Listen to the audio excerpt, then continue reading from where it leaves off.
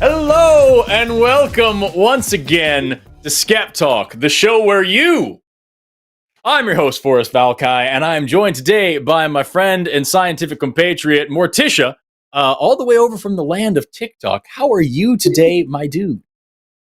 I'm doing pretty great, Forrest. Thank you so much. How are you doing? I've never had a bad day in my life. So I've been following you on TikTok for a while because I freaking love the way that you explain things. I love the sheer amount of lit review that you do for like the smallest questions is genuinely inspiring. Like somebody will bring up some weird shit like, can I cut the mold off my cheese? And you're like, here's 15 papers why you shouldn't. Like it's so good. And so like I've been following you for a while because I love your teaching style and I love the level of science that you bring. And then we just recently became mutuals, and I immediately knew that I wanted to get you on this show because we have a really cool community here on SkepTalk of people who genuinely just are stoked to death to learn about science.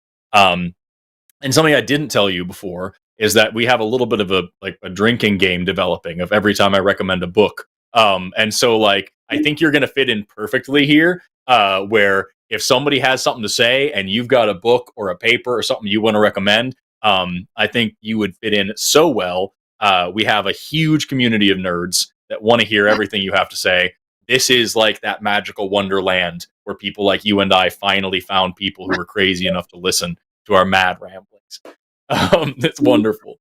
But before we get started, really quickly, I have a couple of things that I want to say, and then I also want to introduce you to everybody. The first thing that I want to tell everybody is that we are promoting a new show, a new podcast type thing here on this channel. If you join our Patreon, you'll have access to it. If you join the YouTube membership, you'll also have access to it, but on a delay. Jimmy Snow, the guy who runs this channel, you may know of him, is a lunatic and has started calling me and the other hosts at random times and asking us questions and putting us through a ringer of quiz just thing. And it's insanity. And each of these questions, each of these little impromptu quizzes, benefits a random patron. So what the game show is we pick a random patron from our Patreon. Jimmy will call one of us while we're trying to live a peaceful, happy life, and demand answers from us for about an hour. And if we get all the questions right, then that patron wins some things. And if we get the questions wrong, they also win some things because we live in hell. And so just it's a genuinely fun idea, and it is a fun show. I just did an episode. If you want to listen to it, join the Patreon, check it out. Patrons get to listen to it first. I think YouTube channel members get to listen to it after like a couple of weeks it comes out. So go check that out if you're interested in checking that out. And he also has other things that he wants to do if we get to certain levels of membership. Also, if you like this channel and you want to watch more of it, because why wouldn't you? Check out our other shows. Tomorrow, on Tuesday, we've got Chewed Gum. If you're interested in talking about skepticism and atheism, specifically a show run by women talking about women's issues surrounding skepticism, talking about purity culture, talking about wifely duties, talking about oppression and suppression, all sorts of really cool things. Eve Was Framed and Alyssa are going to be running that show tomorrow. Then we've got The Hang Up with Matt and Will coming up on Wednesday. On Thursday, we've got the Transatlantic Call-In shows. Call in and talk to real trans people about real trans issues. Arden Hart and Josie are going to be running that one. Then next Sunday, we've got the Sunday show with Eric and me again. Can't get enough of me. Plus Sunday show After Dark, our encore show with Matt and Shannon. And then that following Monday, we've got SkepTalk with John Gleason and London Storm. Also, stay tuned. I believe that Friday, I'll be doing a 'Cause I Wanna with my friend Roxanne, who just finished her PhD. And what we're going to be talking about psychology and sexism and how misogynistic God is. It's going to be a lot of fun, so tune in for that as well. So if you are a theist or a creationist or a Bible believer or somebody who's skeptical of our claims of humanism and LGBTQ equality, or if you believe in other things like ghosts or spirits or witches or aliens or big feats, or whatever else it may be. This is a skeptic show, and you got two biologists sitting here ready to talk to you about whatever the hell you want to talk about. So we always prioritize theist callers. If you are a theist or a creationist or a transphobe or whatever the hell else, and you want to come out and challenge us, this is your chance to actually talk to some people who disagree with you and have a serious, honest conversation. Give us your absolute best shot. The lines are open right now for you. That number is 720-619-2288. We look forward to hearing from you. Assuming you don't just lurk in the comment section the whole time like most of you do. With that, I have an amazing guest here today, and I want to, now that I've done the whole thing, the whole shtick, the whole spiel, Morticia, tell us about you. Who are you? Well, as Forrest said, I'm Morticia, so I am a microbiologist. That part's a little bit self-explanatory. I work with tiny organisms, but I'm also a medical laboratory scientist. A lot of people don't know what that means. So basically, if you've ever gone to the doctor and you've given any sort of sample, maybe it's a blood sample or a urine sample, the people who are testing that sample, who are going to do all kinds of science on it, and then tell the doctors what's up with their patient, that's what I do. That's what medical laboratory scientists do. In addition to that, as Forrest said, I'm a science communicator. I love to teach science, love to talk about science. So I do that over on TikTok. I'm also a creator with Chegg Biology. If you're familiar with Chegg, the education company, I do a lot of educational work with them too. So really, I'm just all about science. I'm all about learning. Hell yeah, I love that. I have a good relationship with Chegg. I not only did they supply all my textbooks from my undergrad, but like I had this little gimbal that holds up my cell phone, but it isn't quite big enough. And so I started my TikTok career by balancing that thing on an orange Chegg box for like 2 years. I just kept this rickety old box from like one old random textbook. And still, it's just emotional at this point. Every time I think about Chegg or hear about Chegg, it just warms my weird little heart. We've got some great, it just makes me smile. You know what I mean? So we've got like, I want to make sure that everybody knows, like, microbiology is not my specialty. It's something I took some classes, obviously, in my undergrad. I did some microbio, but I had a chance to either specialize in cellular and molecular bio or in integrative bio, and I went integrative. So I took some micro classes, and I took some cellular classes, and I took some molecular classes, but then I also was doing like parasites and ichthyology and biomed, and I really wanted to focus on evolution, and so that's the direction I went. I think what you do is amazingly cool and also insane. It's just so precise and so incredibly fiddly. I can't do gel electrophoresis to save my life. Like honestly, I just suck at it. I never get results, and I'm always just crying in the corner, surrounded by a pile of micropipettes, just holding an Eppendorf, just trying to make myself calm. You know, it's just, I don't know how you do it.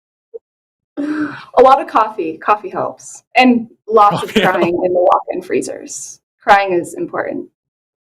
I get that. Yeah. I feel like maybe I needed a better experience. My professor for microbio would consistently, like, I guess, forget his job, I guess, because we would show up for lab, and then he'd be like, okay, well, I guess the first thing we got to do is like prepare the agar plates and everything like that. And we'd spend half of the lab time just waiting for everything to get to room temperature because he forgot to pull it out and we'd just be sitting there and like once, oh fuck, that literally the whole semester, the whole time, every time.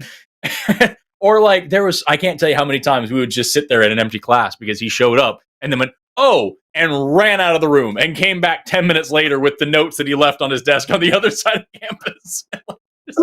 No, oh no. So I need to go wherever you're at and learn some actual things. We've got great callers on the line already, because otherwise it's going to be me musing and rambling about my distant undergrad career. But we've already got some people on the line. As always, we prioritize theist calls, so we'll be taking that one first.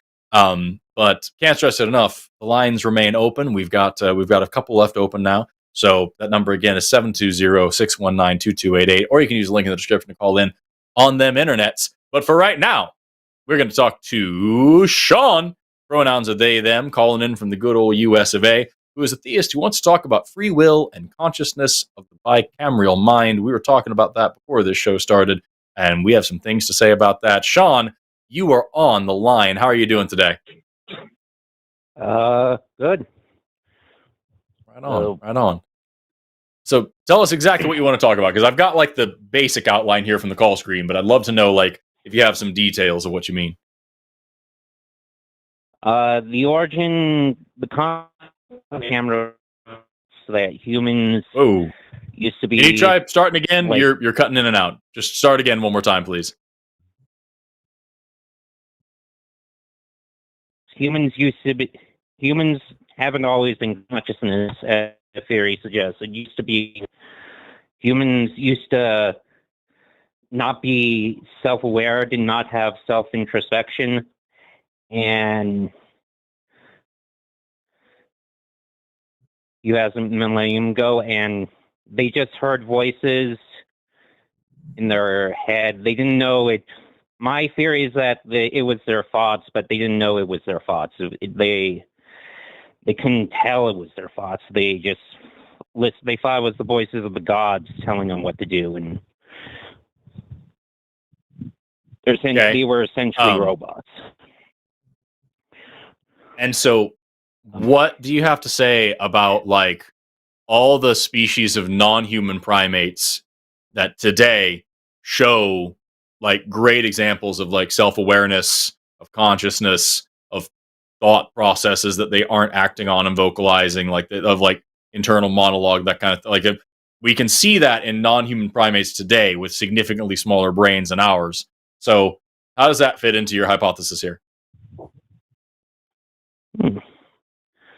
Well, I don't agree with Julian James exactly. I agree humans were just less self-aware and less able, like,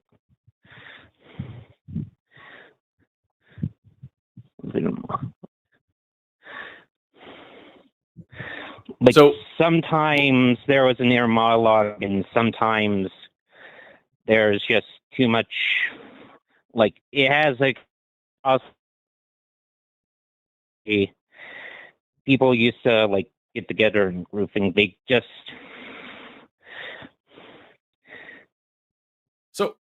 couple of things here. When we saw this pop up on the call screen, I'm going to go ahead and out myself here. I double checked to make sure, because we talked about it briefly to make sure we're all on the same page, and we did some Googling, and we pulled up a few popular. I pulled up a few popular science articles. I don't want to speak for Morticia about lumping her in. Maybe she thinks this is all very reasonable. I don't know. But I pulled up a few popular science articles that talked about this speculative and poorly evidenced theory about the bicameral mind, and how this assumption that consciousness like turned on slowly over the course of a few thousand years ago, and that they thought that this was the voice of God, but it was actually their own thoughts. Everything you just said is actually like very poorly supported, if it's supported at all, and that it's basically an ethnography that is trying to become neuroscience that just doesn't have anything backing it up. And so this is one of those like really interesting things to talk about. It's like the stoned ape theory, where like, oh, maybe they did a bunch of mushrooms and then that led to like new thinking patterns, and then that led to new human evolution. Like, wow, that would be really cool if that was the case. But there's like no actual evidence for that. There's a lot of good stories that fit with what we see. Like it's what we call a just so story. We can kind of fit it into to the evidence that we do have, but there's no evidence actually for what you're talking about. Does that bother you at all, or is that something you've looked into? No, I agree with that. I agree with, but I kind of that some just. Are you on a headset or something? No. Because you're calling, like you're breaking up a lot. You're fading in and out. Sounds like a robot. Is there something you can change about your phone so I can actually hear you?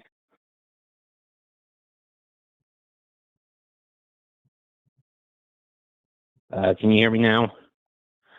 I can hear you now. Yes. There's like some subconscious spots that they might hear, like something might click up. It's related to schizophrenia, and when people hear schizophrenia, it's not people like, I wouldn't say they're like, they had no inner monologue. They just, like, when they think, they couldn't tell. It was like, sometimes it's more culturally ingrained. And right. But I hear what you're saying. What I'm asking you is, what reason do you have to believe dictators, Nazis. Nazis lead you to believe that I'm used people... to dictators. What? So just to make sure, I am self-aware. You're telling me I'm self-aware. I'm culturally self-aware. What does that have to do with dictators? And what do dictators have to do with like people gaining self-consciousness? People think their voices, they hear their voices, and they copy their voices, and they start interpreting. Yeah, they just like think about their minds because they're ruled over them. Just, I'm not really explaining this too well. Just, I'd agree with that. I'm trying to. Let me try a different angle. Let me try just a different question. It says here that you're listed as a theist. So you believe in a God? Not in the Christian God. I just believe in him. Like God. It's similar to the Holy Spirit. Okay, so let's start there, because it doesn't sound like we're going to get anywhere talking about, theory of mind, right? It sounds like you bought into a thing that doesn't have any evidence for it.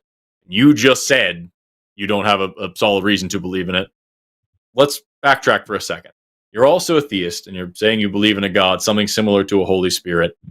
I'm going to go ahead and go out on a limb here and assume that the reasons for that are similar to the reasons that you're calling it about this. That this is something you don't actually have any positive evidence for, but you're latching onto it anyway. And I think there might be a common thread here. Am I fair in saying that? Yeah, but there's more of a common thread with the bicameral mind, that I believe, more than the Holy Spirit. The common thread that I'm referring to is accepting things on bad evidence. So, like, what would you do to actually see if this or your God beliefs are worth believing in?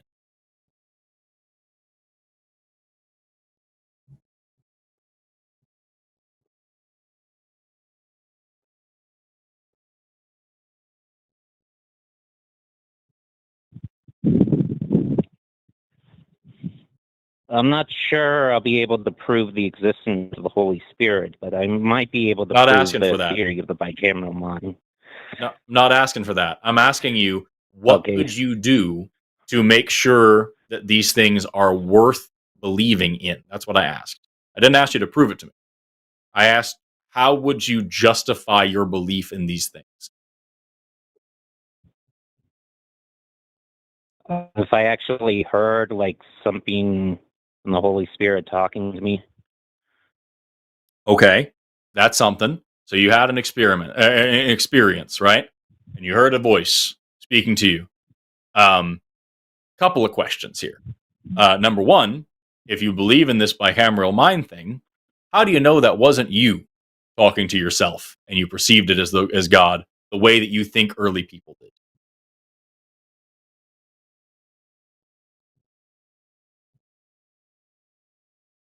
Well, yeah, I'm definitely introspective of what voices may or may not be real and what they might say. Compared to people in the past who had no information how their mind works and such. I have a few other questions, but like I've been asking for a minute. Morticia, do you have anything particular you wanted to ask? Because I have a whole rabbit trail I want to go on here, but I don't want to derail from where we're at unless if you have something specific. I will hold off a little bit. I want to hear your rabbit Okay. trail. Okay, that's fine. I just want to make sure I'm not just talking the whole time. So here's where I'm at, Sean, is that you're claiming to have some experience with some supernatural force, and you're claiming to understand something about the evolution of human consciousness that isn't supported by any evidence. So let me see if I can draw a line here, right? You say you heard this voice. In this experience, where you heard this voice, how did you rule out the possibility that you were drugged? I don't usually hear voices when I'm drunk. I just get very dizzy. Drugged. Drugged is what I said. Drugged. Yeah, and drugged. Every time I take like some hallucinogens, I don't really hear voices, but I feel and see voices. Right. Could have been a different drug. When I wear off some drugs, some psych drugs I'm on, and yeah, when I'm off them, like. So I hear. How did you rule out the idea? But I have never really heard I only heard the Holy Spirit talk to me a few times. So you've heard voices before while doing drugs, but this was a different voice that you heard. How did you rule out the possibility that you were asleep and didn't know it? You were having a very lucid dream and didn't realize you were asleep. That'd be a possibility. How did you rule out the possibility that you had a psychotic break and just at that moment you momentarily went insane? Oh, which happens. That's where the bicameral mind actually comes from. Is momentary insanity? But I believe that's different than what the hypothesis is. Yeah, that's how they develop consciousness. That's because the momentary people insanity. Survive just So here's where I'm at, Sean. I'm going to be real honest with you. This is our first call of the night, and it's not going great. And so far, what you've given us is 11 minutes of, I think this is a thing that happened. And I keep asking you for like evidence and like ways you can rule out other possibilities for things. And it seems like you're just kind of jumping all over the place from one thing to the next. It could be schizophrenia, and the theory explains what schizophrenia is. It's a remnant of something of. Right, and that's horseshit, because that's not what modern psychology actually says schizophrenia is. So, like, I'm sure that this theory says a lot of things, but, like, it sounds to me, I don't want to presume, maybe I'm wrong, it sounds to me like you have no actual training in this area, and you're just parroting what somebody else said, and using it to squeeze into... Education. I have little education in it.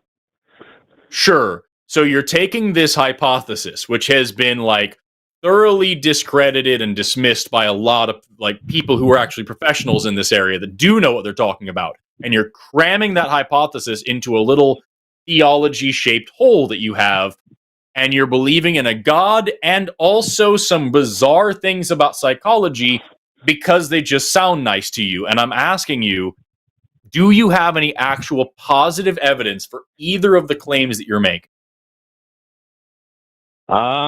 I do not.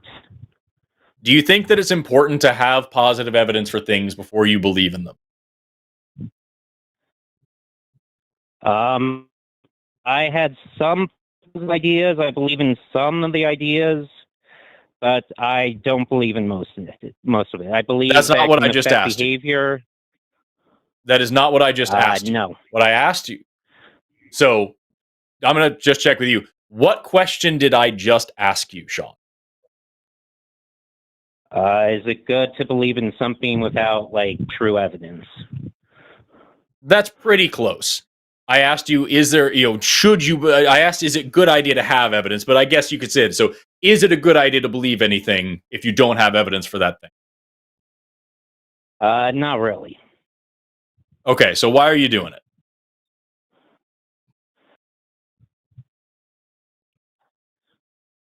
Well, when I was reading the book, I truly believed that was the theory, but I came through and read and read other books and other theories of mine, and I have examined how my cats behave, how my dogs behave, how the spiders and ants behave, and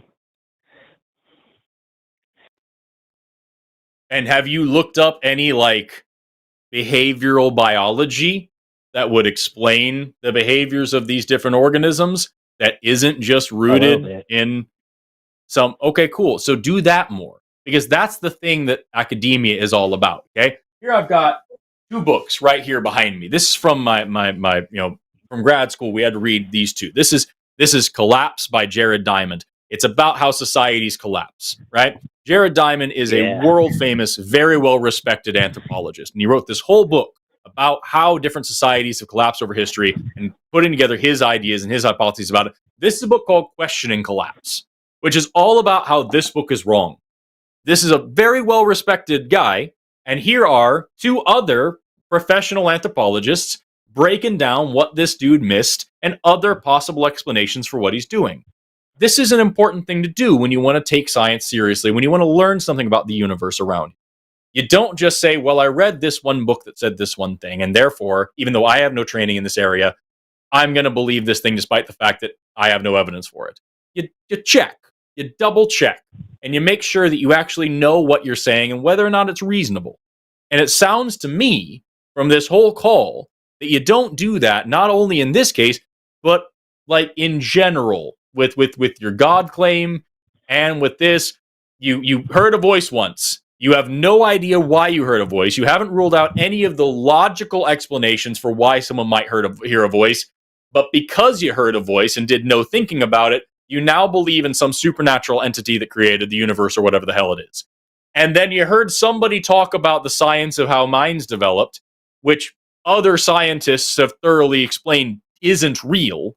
And you're like, yeah, but they said it. And like, I watched some ants once, so like, I think that's right. Do you see the problem there, Sean? Yeah, I do. But cool. So here's my follow-up then. Are you going to look more into this and stop believing it if you find out that sufficient other scientists are saying that this is bullshit? Yeah, I'm going to read up on how the Nazis behave and how they were brainwashed, and just this is more of like my reading up. I was reading up for more of a theme of brainwashing than anything else. Okay, but that's a totally different thing than what you called in about. That's a totally different thing. Yeah. So, yeah, you need to look into that instead. We're going to go ahead and move on because it's been 17 minutes of weirdness at this point. Morticia, do you have anything for Sean? Honestly, the only thing I kind of want to throw out there, and we'll see how Sean takes this, is our understanding of sentience and consciousness is very subjective. The way we kind of look at this in regards to humans is difficult to apply that same metric to other organisms, especially ones that are a lot smaller. So even bacteria can be argued as being sentient or conscious. Similar, even microscopic roundworms like C. elegans display behaviors or signs of having some level of sentience or consciousness. So I would encourage you to read about those things because it might make it a little bit easier for you to abandon this discredited theory. Yeah. All right, man. We're going to go and move on then, Sean, but I appreciate you calling us in, and we hope you do some more research and call us back if you learn something new, okay? Yeah. Take care. Yeah, I'm glad you brought that up because like that's one thing I remember. We've talked about consciousness on this show before, where people call in and try to argue whether or not we have free will or whatever like that. And I forgot what, might just be fucking E. coli, but I remember I forgot what bacteria it is that like in the presence of another bacteria will produce a cytotoxin, and in the process of so doing will kill itself, but it kills the other bacteria around it and makes new like space for their own species to move into and live. And it's like, this thing doesn't even have a brain to know that it exists, but it's willing to kill itself for the good of the species. And like, it kind of talk, genetic behavior and shit like that. So like that sort of thing, I think it flies in the face of all these things that talk about like, oh yeah, humans one day just woke up and became it's the same thing when people talk about, oh, we develop morality from God, or we developed a empathy or whatever else. Like, you can have self-sacrifice and altruism literally in a microbe. I don't want to hear it. Exactly. Bizarre. Truly bizarre. We've got a few more theists on the line that I'm excited to talk to here. This one in particular, I think, is going to be really important, so I'll come back to that one. But we still got lines open for theists. So that number again is 720-619-2288. We've got Morticia here for a couple more hours at least. I believe you have about 2.5 hours left. Is that right? I just want to make sure I got it on my brain. Sick. Okay. I want to put you to work for as long as we can. We've got... oh, wait, hold on a second. Yes, we've got Gary calling in from Pennsylvania. Pronouns are he, him. Wants to talk about predestination and the purpose of life. I think this goes hand in hand with us talking about self-sacrificing bacteria. Gary, you are on the line. How are you doing today? Great to hear from you. How are you guys doing? Never had a bad day, dude. Awesome. I've had plenty. So what's going on with you? Well, I'm part of the religious group that believes in predestination as opposed to free will. I think probably 90% of most Christians think of free will. I'm like the 10% that looks into predestination and purpose. And you brought up a really good point about the smaller, more simpler forms of life that are self-sacrificing. It's in our belief that those things are programmed and designed into these creatures. But please take the conversation wherever you will, and I'll try to have a great conversation. I immediately know where I want to go with it, but Morticia, do you have something that you want to start with? Yeah, this sounds nuts. Oh, sorry. Go ahead, Morticia. Sorry. I just want to see where Forrest goes first, and then I'll comment. So, okay, Gary, you said you're of these religious people. What God do you believe in? The standard Christian God and the Muslim faith, they also believe in Allah. It's the same God. The Christians, the Jews, and the Muslims. It's the same God. Right. Allah. Okay. Yahweh. So let me grab just 1 second here. I'm just going to grab a notebook, make sure that I can keep track of everything. There we go. So if you're talking about the Christian God or the Abrahamic God or whatever, and you're talking about predestination, this is like Calvinism, right? It's beyond Calvinism because I think Calvinism has the process of tulip, which we ascribe a little bit of, but not completely, because they believe in something called total depravity, which we don't agree with. We believe that every human being, to the intent that they follow the laws of the land or of God, their lives will be a lot better. So people are not totally depraved. So let me make sure that I understand exactly what this is, because I don't want to argue against something that you're not saying. It sounds like you're saying... Oh, I should also ask, before I do that, do you believe in a literal heaven and hell as well? No. Literal heaven is, yes, an eternal existence. Hell would be the grave, which means to be annihilated and no longer exist, just like every other dead life form. Okay, so still to be... An unideal situation, but not eternal conscious torture and fire. Absolutely not. That's a horrible understanding, and this is why you guys are, kicking butt, because the churches have taught that, and they've gone a lot away from the truth. That's what I want to understand. Okay, cool. So there is still, even if it's not as god awful as the fire and brimstone model, it's still not what you want, right? You can have eternity in paradise, or you can cease to exist. Is that fair assessment of what you're saying? That's pretty interesting, because in my belief system, not everybody, just because you're a Christian doesn't mean you're actually going to go to heaven. We believe in something called election. So that's not what I'm asking. Christian, I'm just making sure that I understand that you're saying that you in the afterlife, when someone dies, if they're good, or if God decides that they did a good job or whatever like that, they get whatever eternity in heaven. And if they're bad, or God decides they didn't do a good job, whatever, they are just annihilated. They don't exist anymore. Correct. Cool. And you believe in predetermination, predestination, and that no matter what, that God already knows the outcome, everything that you do in your life. There is no free will. It's all predestined, pre-programmed, set in stone. Because God is all-knowing from the instant that the universe was created, he already knew how it was going to end, and every single the angle at which every blade of grass would blow in the meantime. Is that pretty much what I'm understanding? Just about, but to just add a little nuance there. There is a passage that says the lot is cast into the lap, but the dispersing thereof is of Jehovah. So we're not allowed to gamble because the election process is like a lottery system. We just don't know who's going to make it, so to speak. So God doesn't know ahead of time who is going to heaven or hell. There's a drawing? He knows, but we don't. So he draws, and we hope.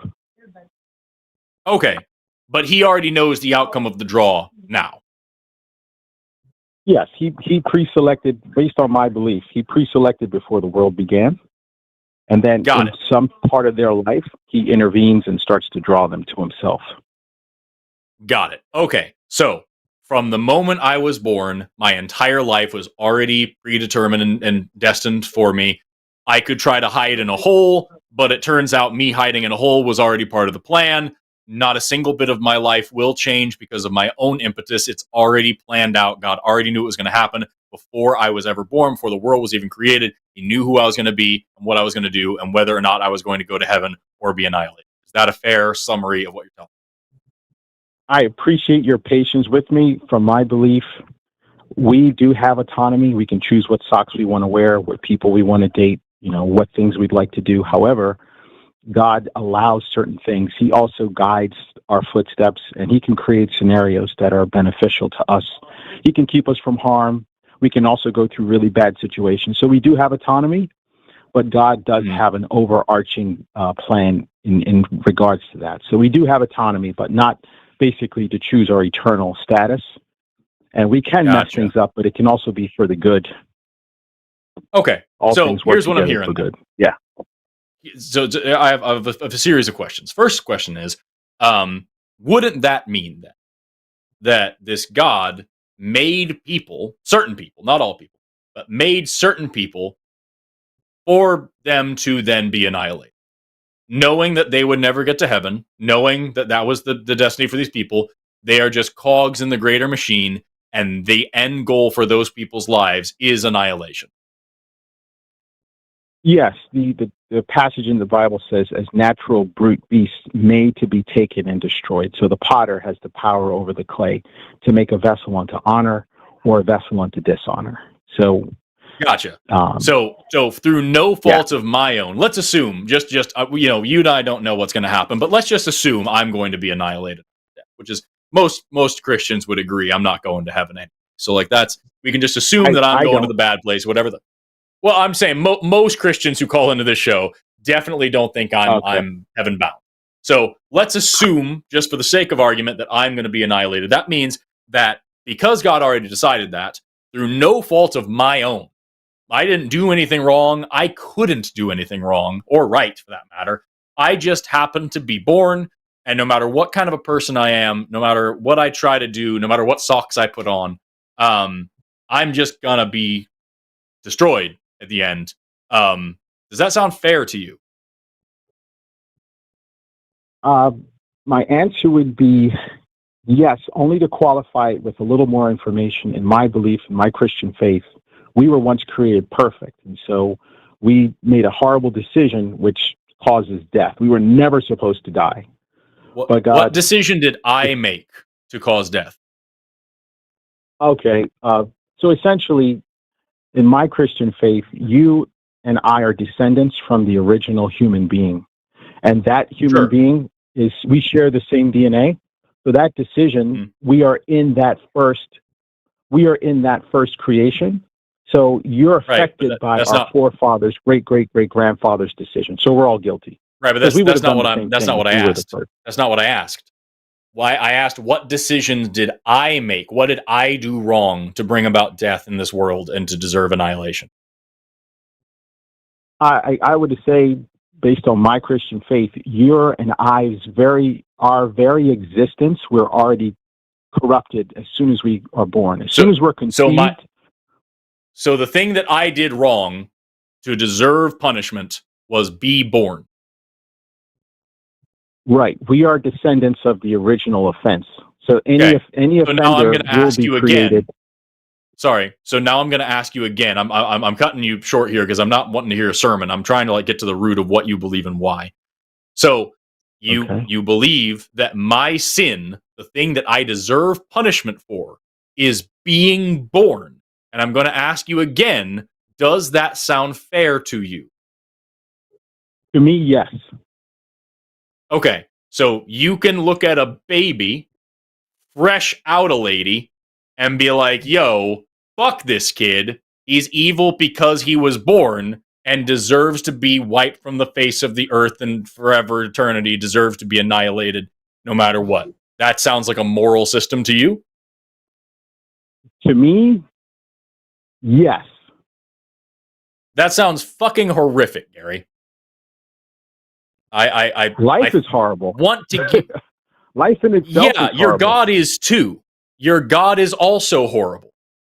I couldn't imagine punishing a child for the sins of someone thousands of years ago and say by the fact that you had the audacity to come into this world that you deserve punishment because some fucking dick in a garden 2,000 years ago bit a fucking apple because a magic talking snake told them to.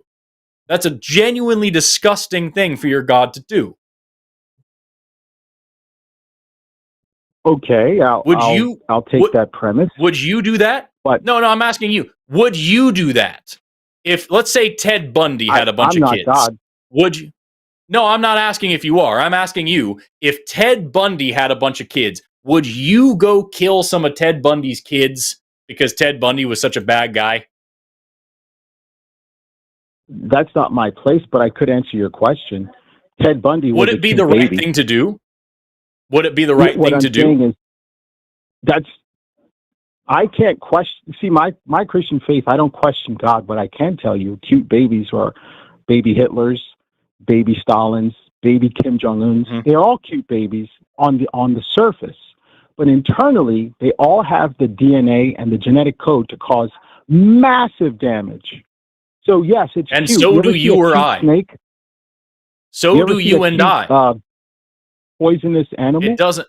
They're cute. It doesn't. They're deadly. It doesn't matter. It doesn't matter if someone's deadly. It matters if they've actually ever done something wrong. Would you kill a baby because they might grow up to be a serial killer? I'm not God. The question you're posing to me. I didn't ask if you are. I asked what I would you. Never, I didn't I would ask never if you do were. that. Personally, I wouldn't. Why not? I'm not God. Why Personally, wouldn't you?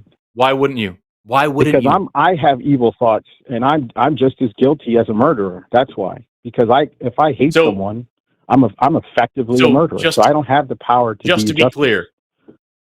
to be clear, you wouldn't kill any children because you're guilty too. Not because it's wrong, not because those children are innocent, not because you believe in any source of justice or morality or fairness, because you don't have the authority. That's the only reason you don't kill kids? No, I'm commanded not to murder. But I'm also a worthless individual myself, so I'm not in a position to take anyone's life. Gary, we have a saying, that I parrot quite a bit.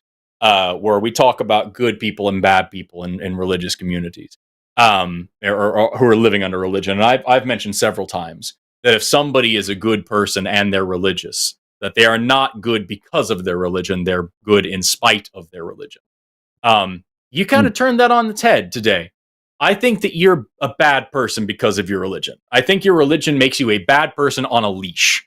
Because that's the thing. If you believe in heaven and hell, or like heaven and annihilation, if you believe that your God is telling you what to do and all these things, and like otherwise, I don't know, I guess I would, but I guess I wouldn't. And you're here saying in front of thousands of people that you believe that every single baby born deserves punishment and all these things because they had the audacity to be born and are descendants from people who did something you didn't like. That is a very evil mentality kept on a very tight chain. What a disgusting thing for you to say and believe in. And what a horrible, hideous thing for your God. If I'm very happy your God doesn't exist, but if it did, your God would be a fucking monster, Gary. And he would be making you a monster as well. Is that any different from what you see in this life? You seem to speak highly of other people who commit to same. Yes, that is. You're an atheist. That is entirely different. Okay. Well, you're entitled to your opinion. I mean, if you find that disgusting, I'm only just sharing with you my belief. If you find it appalling or disgusting, I mean, I can see why. It doesn't seem fair. So I'm gonna switch over to Morticia. Morticia, do you have something you wanted to ask this guy? Because I have a different train of thought, and then we have other callers on the line that might be sane. I just really encourage Gary to consider how this doctrine or this teaching is quite literally an unfalsifiable narrative. Either something was supposed to happen because God made it that way, or it's this one exception where he lets you do that if you want to. Either way, this is an unfalsifiable narrative. How can you find evidence that dispels what you believe here if it's inherently predicated on this fallacy? I would just encourage you to think about that question a little bit. I appreciate you guys listening. At least you know a little bit more where I come from. So if I ever call again, you can start, bombs away. I'd rather you address what Morticia just said, actually. What do you have to say in response to what she just brought up to you? I can tell you I wasn't always a Christian. And based on my Christian faith, we don't choose God. That's why I believe in election. So from your perspective, you're like, hey, wake up, think a little bit, think outside the box, stop the programming or whatever you've received. I can tell you I was in a nightclub and I was talking about I'm going to go ahead and stop you before I'm going to go ahead and stop you before you give us your life story. And I'm going to ask you again to address what Morticia just said to you. Okay, so my addressing is I'm programmed the way the bacteria you've mentioned to behave in certain ways. I'm drawn. I'm no longer my own. So I hope you understand that my Christian faith, I've already hopefully have been selected. So I'm locked in to what I believe. This is the way you're locked in for now, if you're holding on to what you believe. Let me expound a little bit on what Morticia, it sounded like you were about to say something. Was I cutting you off there? So Gary here said that, I'm set in my ways or whatever. Gary, you just blatantly described yourself as someone who has been brainwashed. The difference between you and I is if I am confronted with evidence or even questions, doubt, that make me question if what I believe or what I accept to be true could maybe not be true, my stance will change. You just said that yours will not, and that indicates that you're brainwashed.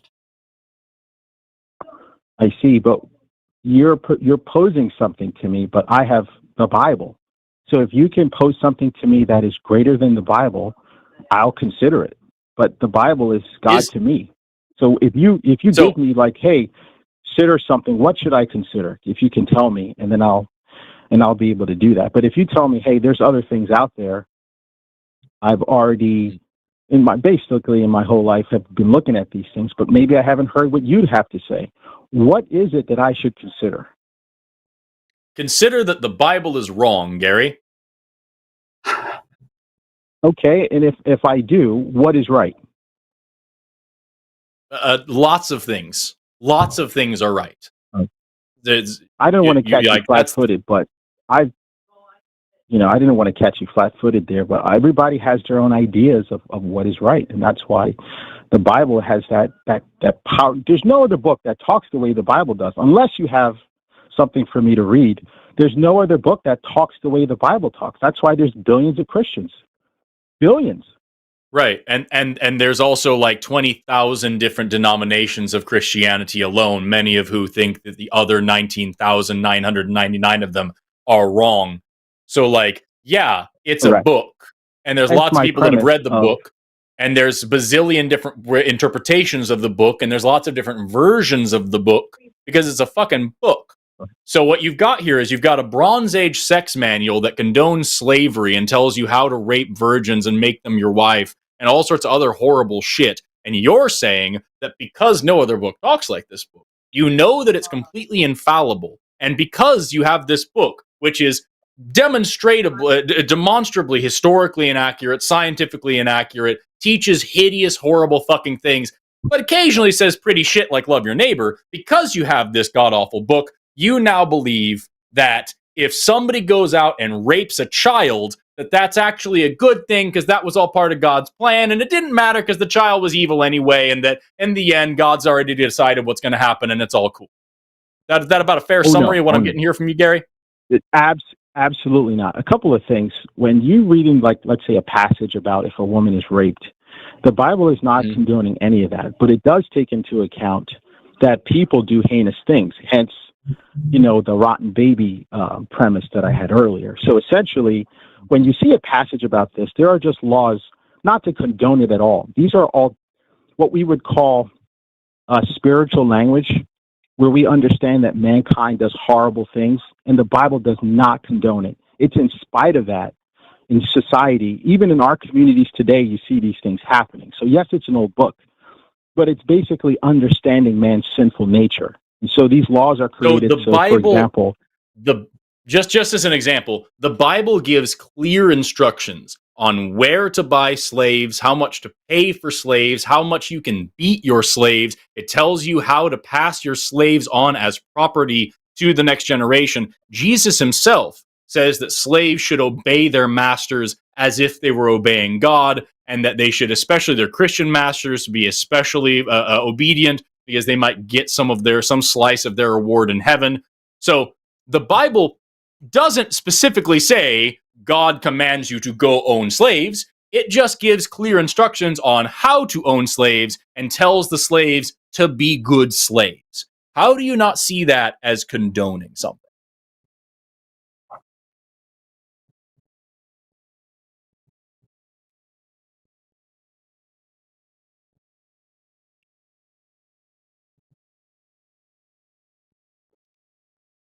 Oh, looks like Gary hung up.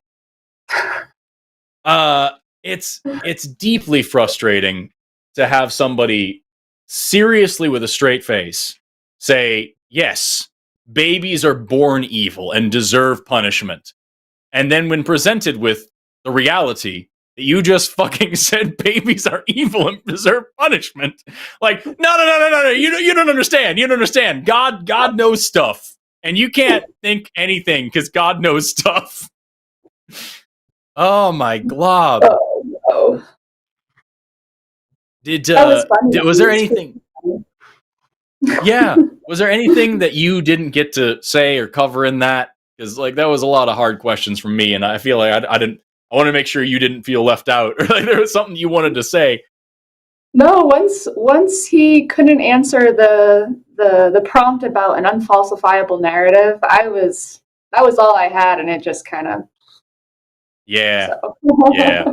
That is one thing that I had kind of hoped that conversation would go in that direction, and like in the end, it's probably a good thing that it didn't, because I feel like a huge part of this channel is offering a hub for deconstruction for people who are currently trapped in religion that want to understand how to get out. And like this, I think it's a really good idea to just show plain as day just how fucking hideous that belief is. But I do wish we would have had the time to just ask, like, okay, is there anything at all that could prove you wrong?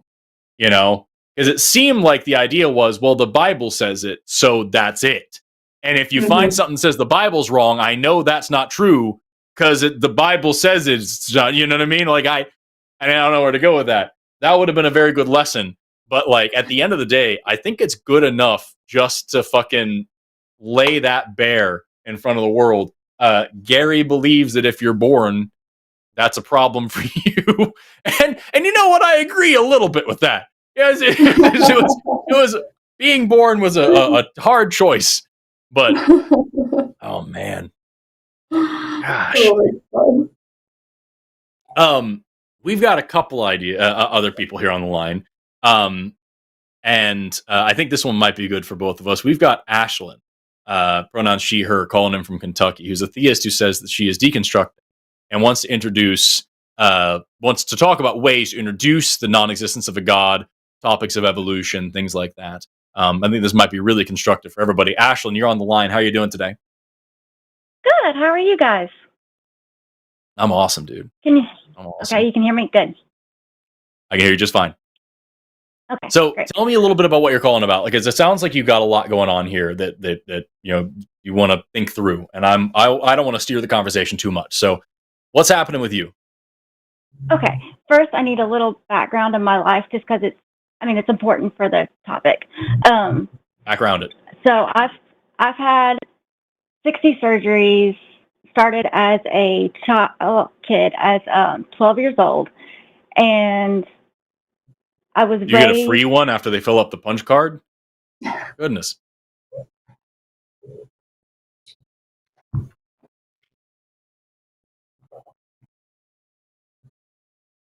Ashley, are you there? Did we lose you?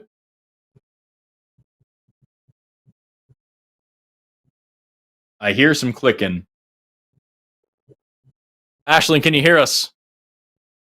I made a stupid joke and now I can't hear you anymore and I feel responsible. What's going on? Okay, it sounds like Ashlyn's having some tech issues. I'm going to return her to the queue for the time being. Ashlyn, if you can still hear us, we haven't hung up on you. We're gonna bring you back on in a second because I want to hear what you have to say. It sounds like there was some weird crunching going on my side. I don't know if it was coming through to the audience, but it sounded like she was having a phone issue. We'll see what happens. Instead, we'll try this one instead. This is Shelly, pronoun she, her, calling in from Ohio, who is also a theist, says that she is struggling with some medical problems and is wrestling with the idea of whether or not she should continue to believe. Shelly, you are on the line with Morticia and Forrest. How are you doing today?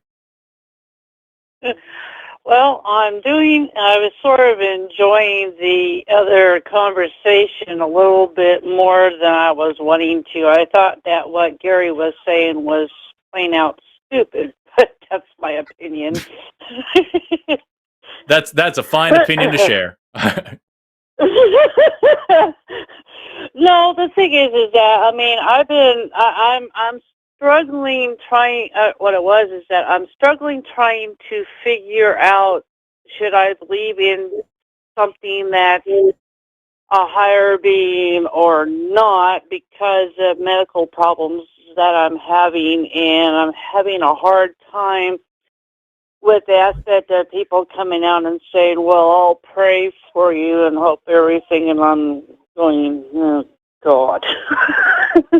I just don't know.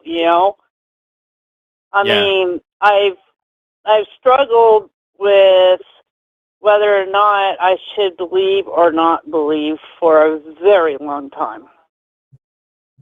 Okay. Yeah.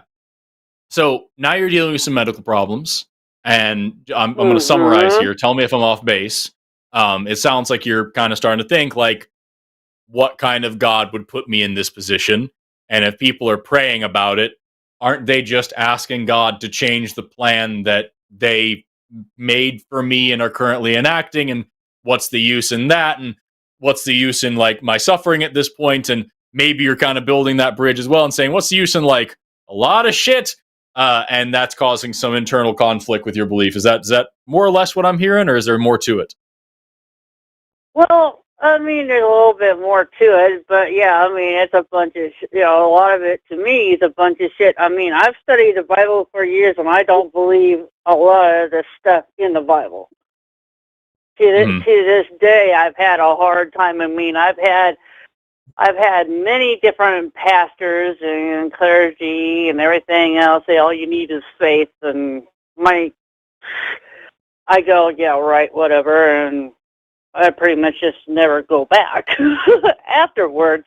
But then I get to watching certain things on YouTube, on certain things, considering, how much, the way that these people believe, they really believe that they're loved by God. So what should I do?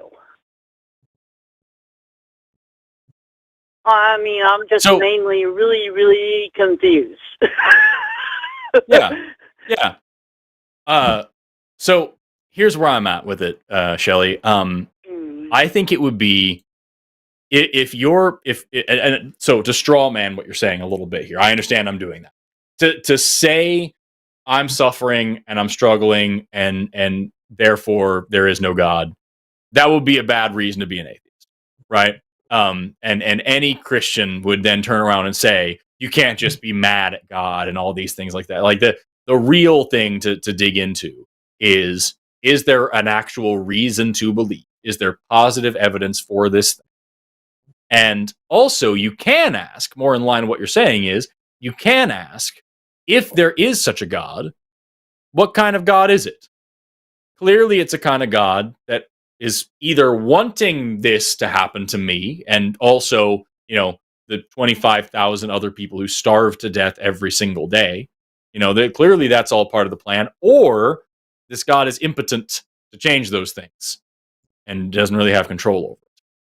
So, is there a good reason to believe it? And assuming there is this God worth worshiping in the first place? See, that's my problem. I mean, I don't know if God really does exist. I mean, and as much as I do a lot of reading on all kinds of subjects, there's a question of, well, if there is a God, where is he? Right. Are you getting what I'm saying? Yeah. Well, I think that's exactly right. So let's go through it then. I mean, what reason do you have to believe in this God now? Actually, I don't know. That's my problem. I don't know if I actually really do believe or not. I mean, it's the aspect that I've studied many different kinds of religions. I mean, I even for a while there was studying witchcraft. And pretty much, I mean, you know what I mean? I mean, there are so many different subjects. I mean, so many different things out there. And there's many people believe in many different things. It's trying to figure out, do I believe in this or do I not? And then I just don't know. A lot of people who deconstruct from their religion will often go to other supernatural beliefs because they're just used to thinking that way. But then you have to ask the exact same question.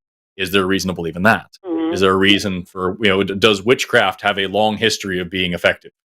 Or is it the same thing as a fortune cookie where you burn some herbs and draw a circle on the ground, and if it sticks, it sticks, and if it doesn't, then you did it wrong, or it worked, but not in the way that you think it did, or like the same way that God answers prayers. Either the answer is yes or no, or not right now, which is the exact same level of success that you get from praying to me or a toaster, And so that's kind of the damnable misery of it. So for this, I would encourage you to ask, if you don't have a good reason to believe in this thing, that doesn't necessarily mean that it certainly absolutely doesn't exist. If I were to say to you, I have an elephant behind this bookshelf right here behind me, just on the other side of this wall, there's a whole goddamn elephant over there. You can either say, I've heard before. Yes, I've heard you say that before. Yeah, exactly. Yeah. So either the answer is yes, that is true, no, that isn't true, or I don't fucking believe you, right? And yes or no requires evidence. You have to have a reason for that. Well, the aspect is that, one, I don't necessarily believe you, and two, I don't think there is. Yeah. So that's the thing. That's a fine answer. You're probably not going to put your foot down and bet $1 billion that there's no elephant there, because maybe elephants do exist, but at the end of the day, you're certainly not going to be staking any claims that I'm right? You're probably going to assume that I'm telling some bullshit here. And it's the same thing with a God claim. Right. We kind of pretend in this society, because we have a very, very religious society. We kind of pretend like it's just like the default position to assume that there's some supernatural world and there's some fucking guy there, and that he does all sorts of crazy shit like creating universes and watching you masturbate because he's a magic space wizard and he can do that. And we kind of just assume that that's the floor, when in reality, that's a big claim. It's way bigger than an elephant behind a bookcase. And so, if you're sitting here telling me you can't think of a reason to continue believing in it, why? Why do you believe in it then? Well, actually, I didn't say that I believed in it. I said that I'm having a struggle trying to figure out if I should actually believe in a higher power of some sort or another. That's the thing. I mean, there's a little bit of a stipulation there. You know, it's the aspect is that you got people. I mean, I have people in my life that have been telling me for years and years that, you know, God exists and that I should believe that, you know, then I get this little thingy in my head that specifically goes, well, that's a bunch of bullshit. You know, he ain't rule. I mean, I get that little, you know, there's like a little thing that's like stabbing me saying, no, that's not, you know, that's not true. I mean, like I said, a lot of the shit in the Bible over the years that I've read and studied it, I know for a fact, I don't believe everything that the Bible says at all. Yeah. I have a serious problem with it. So it sounds like you've already done a lot of the work of deconstruction. And it sounds like you're kind of just holding on to this label of theist now. And I wonder why you are. Partly because of my medical problems. So it's just easier to assume that there's some sort of higher power? Well, it's the aspect of whether or not I should believe there is one or not.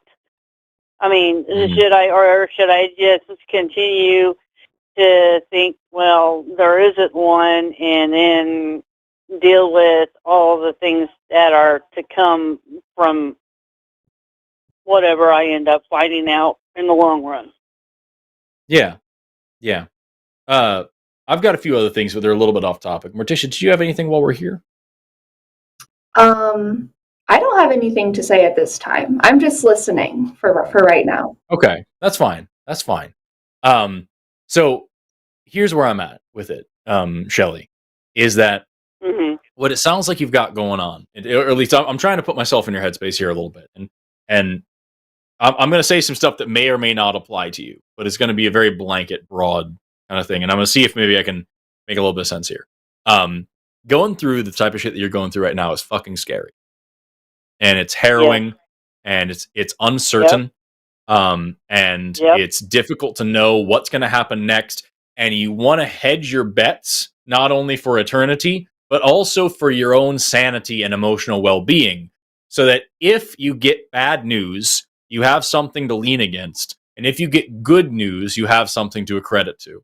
And if you don't have that ballast there, then what you end up with is feeling very much alone and confused and isolated in a very unfamiliar and scary and potentially painful landscape. And you don't want to feel that way. And you grew up not feeling that way, but now, by your own admission, you have no good reason to continue believing in this shit. But fuck, man, it is not the time for you to have to deal with that level of existential process and questioning while also trying to face issues of your own health and possibly mortality. And so you're kind of in this weird in-between where you want to be logically and intellectually honest with yourself, but you also want to be hit the nail right on the button. Yeah. Sorry. Well, that's what it sounds. Sorry. Yeah, I was just saying that you hit the nail right on the button on that one. Yes, exactly. I just want to make sure I'm understanding you. Shelley, yeah, you're definitely understanding me. Good. Yep. Shelley, here's the thing. You hit the nail on the... Life is fucking scary, and it's going to continue to be so. And here's the reality of it. I don't believe that there is a God, which means nobody's going to be upset with you whether or not you decide to continue believing in this thing for now. I think that if this is something that gives you some level of peace and comfort and you're still a good person, then fucking deal with it for a little while and come back to it and break it down later when you're okay. That's okay to do. If you want to sit there and think about it, that's fine. We are here as a resource for you to give you like coping mechanisms and talk about death and talk about medicine and talk about life and talk about how to deal with not having an eternity to think about or any of that. We do that shit a lot, and I'm happy to have that conversation with you. But you don't need to have that conversation if you don't want to right now. I think what's most important for you right now is spending time with your family and spending time with yourself and like just trying to just be a person for a minute. It reminds me of this story. It's really hard, to continue to continue on with my day-to-day stuff, and the things that I got to deal with. And when I have this sort of like just laying, right there in front of me, it's like you run into a roadblock somewhere, trying to figure out, well, should I go this way or should I go that way or should I just, just not go down any road until whenever, It reminds me of a story that I heard when I was a kid. If you don't mind, I'll be brief about it. But it's kind of just you're fine. A thinking. It's sort of just a thought experiment, a thinking story that I was taught when I was young. Is that this monk and his apprentice are walking down the road, and they come across this like little pond with some trees around it, and the monk says, "I want to have a little rest here. I want to sit down and relax." And as they walk towards the pond, a little turtle sitting on the bank scurries away and squishes into the pond, kicks up a bunch of dirt around in the water. And the monk sits down under a shady tree and he tells his apprentice, "I want something to drink, so go get me some water from the pond." And the apprentice goes over there and the turtle just splashed in. And so there's all this mud all in the water. And he says, "I'm sorry, I can't get you any water here right now. There's all this mud kicked up in the water." And the monk says, "Well, just push the mud down. Put your hands in there and just push the mud back down to the bottom, scoop some water out on top." And so the apprentice tries and he pushes the water down. And when he does, it stirs up a bunch more mud. He tries again and again and again. The more he tries to shove this down, the more mud gets kicked up. And pretty soon the water's absolutely filthy and his hands are disgusting. And he goes over to the monk and says, "I'm sorry, I tried as hard as I can. I can't do anything." And the monk says, "Okay, let's just sit here for a while then and just wait." And they sit there and they just relax in the shade and enjoy the breeze for a while. They talk about life. They just enjoy the bird song and then the smell of the flowers, and they just relax. And before too long, they look over at the pond and the water's crystal clear. And the apprentice goes over, scoops up some water. They both have a nice drink. And the moral of the story is that sometimes the more you try to solve a problem, the more you just dig yourself into it. And the more you try to shove emotions down and the more you try to logic the hell out of something, the more you stir up the mud in your own mind. You can't outthink your brain, and you can't outthink anxiety and stress. It just doesn't work that way. And sometimes, not all the time, but sometimes the best thing you can do is just exist for a minute and try to just enjoy where you're at and try to just deal with life around you and let the mud settle. And pretty soon things clear up and you're able to sort through shit a lot more easily. It sounds like you've got a hell of a lot on your plate right now, Shelley. And it would be selfish of me as an atheist presenter. It would be selfish for me to try to encourage you to tear your fucking religion apart while dealing with all of these issues. It may be that that's beneficial to you, but that's your choice to make. And that's your journey to take. I think right now, the best thing for you to do is to give yourself the compassion and the grace and the empathy to just live for a minute and sort out where you're at and not try to like fix 30 problems at once, because holy fuck, you've got some things that are happening to you that aren't your fault. And maybe, hopefully, down the line when you're all better, this will be a great impetus for you to say, "You know what, fuck this God, they put me through this." I'd love that for you. But as for right now, you're going through it, bro. And I bet you have some people who love you that would love to spend this time with you more than you would love to sit here and, pick at your own brain. Is that fair to say, Shelley? Yeah. It works. Thank you. Okay. That actually helped quite a bit. I'm glad. I'm really glad. I don't think this God is real, and I hope you don't believe in him soon. But that's for a discussion for another time, okay? Alrighty.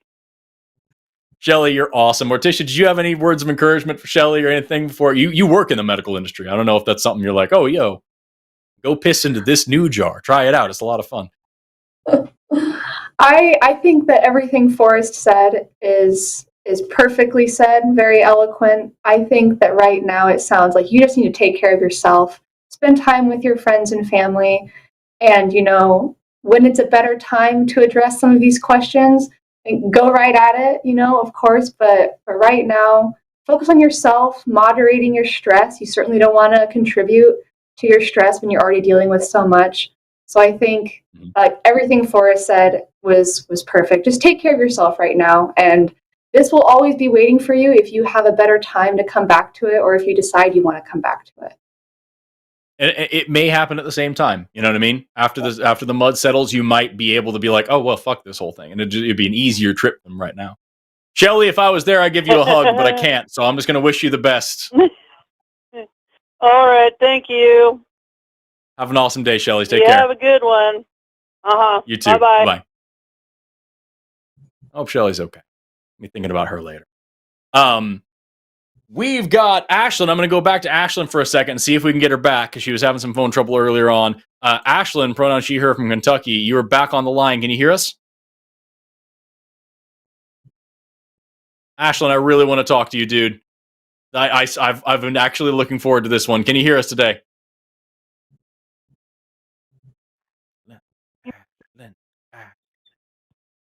Can you hear anything? Yes, I can hear you now. Okay, great. Perfect. Awesome. Oh my glob, dude. Okay. I'm so happy you have you here. So tell us what you're talking about. You wanted to talk about deconstructing. Yes. I'm outside, so I'm sorry if you hear like a random car or something. I'm out in the country, so you shouldn't hear too much, but you might hear a little bit. Okay. Okay.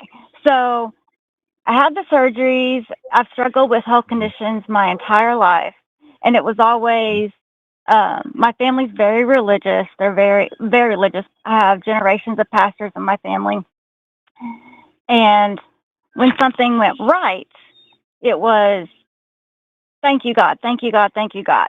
When something went wrong, well, God has a plan. God has bigger plans for your life. This is just a bump in the road. Yep. So as I got older,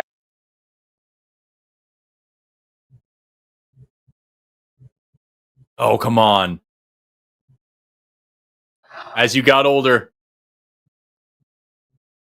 Oh, maybe she's out in the country. She has bad service. Ashlyn, can you hear us? Damn. Ashlyn, if you can hear us, if you can call in through the internet, if you have Wi-Fi, that might be more stable. If there's some way that you can get a hold of us. Oh, there you go. Hello? Okay, so yeah, it's breaking up too much. Ashlyn, if you will email contact at Q&A line, Q&A, whales, nuts, asses, line, .com. So contact at Q&A lines.com. We can give you some resources on calling back because I really want to talk to you.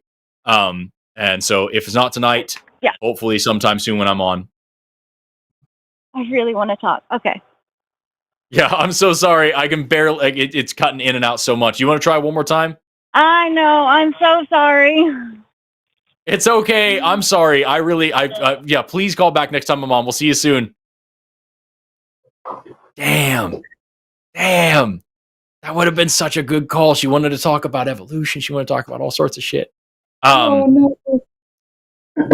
We had a couple more theist callers. One of them just, not Ashlyn, but another one just dropped off. We've got one more we're going to try.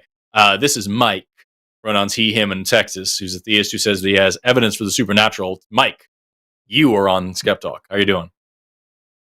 What's going on? I'm good. How are you? Really good, dude. Really good. So what's your evidence? What are we talking about? So I've been watching this TV show called Discovering the Secrets of Skinwalker Ranch. Are you familiar with that TV show? No, but I know what skinwalkers are. Okay. Well, I'll just give you a brief description of the show. Basically, these scientists are investigating a ranch in Utah where the previous owners had speculated that, or they did investigations to figure out some of the supernatural phenomena that have taken place in that area. And they dedicated an entire TV show with experts there just trying to investigate and maybe even debunk some of the claims. And a few of the times within the show, there's things that happen that are unexplainable. And so, are they unexplainable or are they unexplained? They're unexplained in that moment, right, of the discovery. So, are you saying that this show is? Are you saying that this show is evidence that skinwalkers and the like, some sort of cryptids, are actually real things? I'm saying some of the investigations that they've conducted in that area, some of the events that have occurred, to me, convince me to believe that the supernatural does exist. Right. And so, therefore, that would be considered evidence. Right. So, I've got a few questions, but Morticia, looks like you're scratching your chin over there. Do you have something that you want to ask first? I have a few questions, but I'm going to sit with them for a second because I could go a number of different directions. Yeah, I'll start off this way then. There's a lot of, when I was a kid, I used to believe in ghosts. And I used to watch those ghost hunter shows where they go into a haunted house or a hotel or whatever like that, and they'd bring out the beep boop machine, and they'd say, "Oh, look, there's a ghost in this area, and I know because there's some sort of thing here. There's a spike in activity, or I heard something on the blah blah." And I'd be like, "Oh, of course, it's real. That means that there's actually now." As an atheist person, I can look back at those shows and actually look into how they're made, and see that, number one, they just fucking lie all the time. Number two, they will say something's real when it isn't, or they also put their biases into it. They believe something is magic when it isn't, and so they put it on the air and they're like, Number three, those shows are shows, so they're trying to get views. They're trying to hype people up. They're trying to justify the money that they're spending to shoot this whole thing. So it makes sense that they would put out over the top crazy beliefs and results that don't actually exist. Like, these things kind of stack up. I could go on and on and on, but like, that's kind of the overall vibe of it. I think there's a YouTuber called Danny Gonzalez who did a show, a video where he went to, like, I think it was like the hotel from The Shining or something like that. And this ghost hunter show went there, and they were like, "Look, here's this barn out back." And they shoved a camera through the window, and they're like, "Look at all these mattresses. We talked to the people here, and they said that every one of these mattresses is where somebody died. Every time somebody dies here, they throw the mattress in this barn, and that's why this place is so haunted." And so Danny Gonzalez goes there and talks to the people, and he's like, "What's these fucking mattresses?" Like, "Oh, those are old shitty mattresses. Somebody pissed the bed. The mattress has been there for 45 years. We got rid of the fucking mattresses. We didn't know where to put them. We put them in the barn." And like, this ghost hunter show just made some shit up to sell the show and to get more people watching. So does any of that bother you? The fact that this is just a TV show that's trying to get views, as opposed to maybe they're telling the truth, but maybe it's a TV show being a TV show for TV show reasons. I understand that there has to be some sort of selling point to the audience to get viewers to come and watch their content. But I do think that there's a few events that have taken place that, to me, cannot be explained. So, for example, like UFOs, obviously we don't know what they are. So I'm going to jump to the conclusion and say that they're aliens or some sort of divine entity. But, to me, when I see the footage of certain objects that are defying what we know is how planes work, maneuvering in different ways that we've never seen aircraft maneuver before, making different kinds of twists and turns, and then immediately just halting in the air and then submerging themselves into the ocean. Like, to me, that speaks of something that's advanced. I don't know if it's something that we've made, but I feel like that, to me, that could be something supernatural. I don't know for certain, 100%, but I'm leaning more towards that just because humans haven't been able to replicate that type of maneuver within those aircrafts. And so a few of those aircraft have been seen on the TV show. Sure. So what's the first, the UFO? What does the U stand for? Mm-hmm. Unidentified. Yes. Right. Not aliens, not super advanced. They just, you don't know what this is. And so, like, it's a thing that you just don't know what it is. And rather than saying, "I don't know what this is," you're saying, "I do know what this is." and it's aliens. It's a super advanced military thing that flies around. It's some sort of aircraft. It's some sort of like, it's super technology. You're going to the limit of I don't know, and you're pushing past it rather than just saying I don't know. And you're saying I do know, and it's all these crazy things that we also don't have any serious concrete evidence for. Why would you do such a thing? Well, I'm not saying that I know. I'm not saying that I know it's aliens. I think I said earlier. I've heard people they call them aliens. They say there's some kind of divine being. I don't know. I'm not going to assert that those things are true, but I can say that it is advanced and it's something that humans haven't been able to replicate. And so, like, my question to you would be, what would you define as supernatural? Anything that goes outside of the laws of nature as we know them. Anything that is, no, I shouldn't say as we know them, because we have learned new stuff and we've changed what we understand about the laws of nature. So like anything that is actively defying and existing outside of the laws of physics. Also, I'm sorry, I answered your question. You probably have a follow-up. I'll ask my next question next. No worries. So I'm glad we can agree on definitions. And so with these videos, obviously we have the Pentagon release them as well. Those objects are defying the laws of nature to a certain extent, because I don't know any aircraft that can travel at such high speeds and then immediately stop and then do a U-turn in the air and then somehow submerge into the water. Would that not be an example of defying the laws of nature? But you just said, I don't know of any. And so that's the thing. Is like there's a difference between saying like, hey, this is the speed of light and this thing is going faster than that. That's a problem. Right? That would be one thing. Like here's a set law and we have now an observation of something violating that law. What you're saying is this thing is operating well within the laws of physics. Things do move that way. You just don't know of any that you've ever seen. And here's this TV show, which again, can't stress this enough, has a vested interest in saying spectacular shit and getting people to watch it. Also, while I was watching this, while I was Googling this just a second ago, I found out that this show is hosted on the History Channel, which, doesn't have a great track record of putting on factually accurate information. This is the channel that has like ancient aliens and all this stuff. The channel that calls itself History Channel, but is significantly more interested in showing you ice road truckers, and I'm pretty sure they had fucking the duck call people on there for a long time. Just like it's a reality show channel that puts out shit about mermaids sometimes. That's the channel we're talking about here. It's reality TV show, and maybe there's Bigfoot. And so this is the channel that's hosting this thing where we're talking about here's this one plot of land where there's aliens and there's ghosts and there's cryptids and all the things in the Loch Ness Monster probably lives in this dude's swimming pool, all in this one place. Here it is in this one place. And we can make this TV show where you can see, you go out at night and there's a fucking Yeti schlong in hand, and we put it on TV and we get 1 million viewers, and like, you're looking at this and saying, well, yeah, but they showed some stuff that looked really crazy. I'm like, yeah, I bet they fucking did.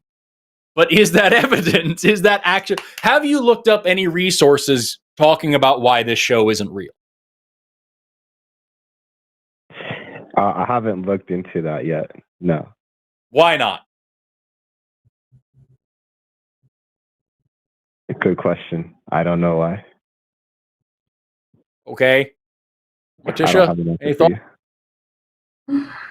I think so. Mike mentioned that there's no other aircraft, there's no other, thing that humans have created that can move this way. So it must be something outside of what humanity can imagine. Mike, I'm going to recommend you a book. And I don't know if you're a reader, so I really, really hope that you consider this. But there's a book by an author, a very well-known scientist named Carl Sagan. And this book is called The Demon-Haunted World, Science as a Candle in the Dark.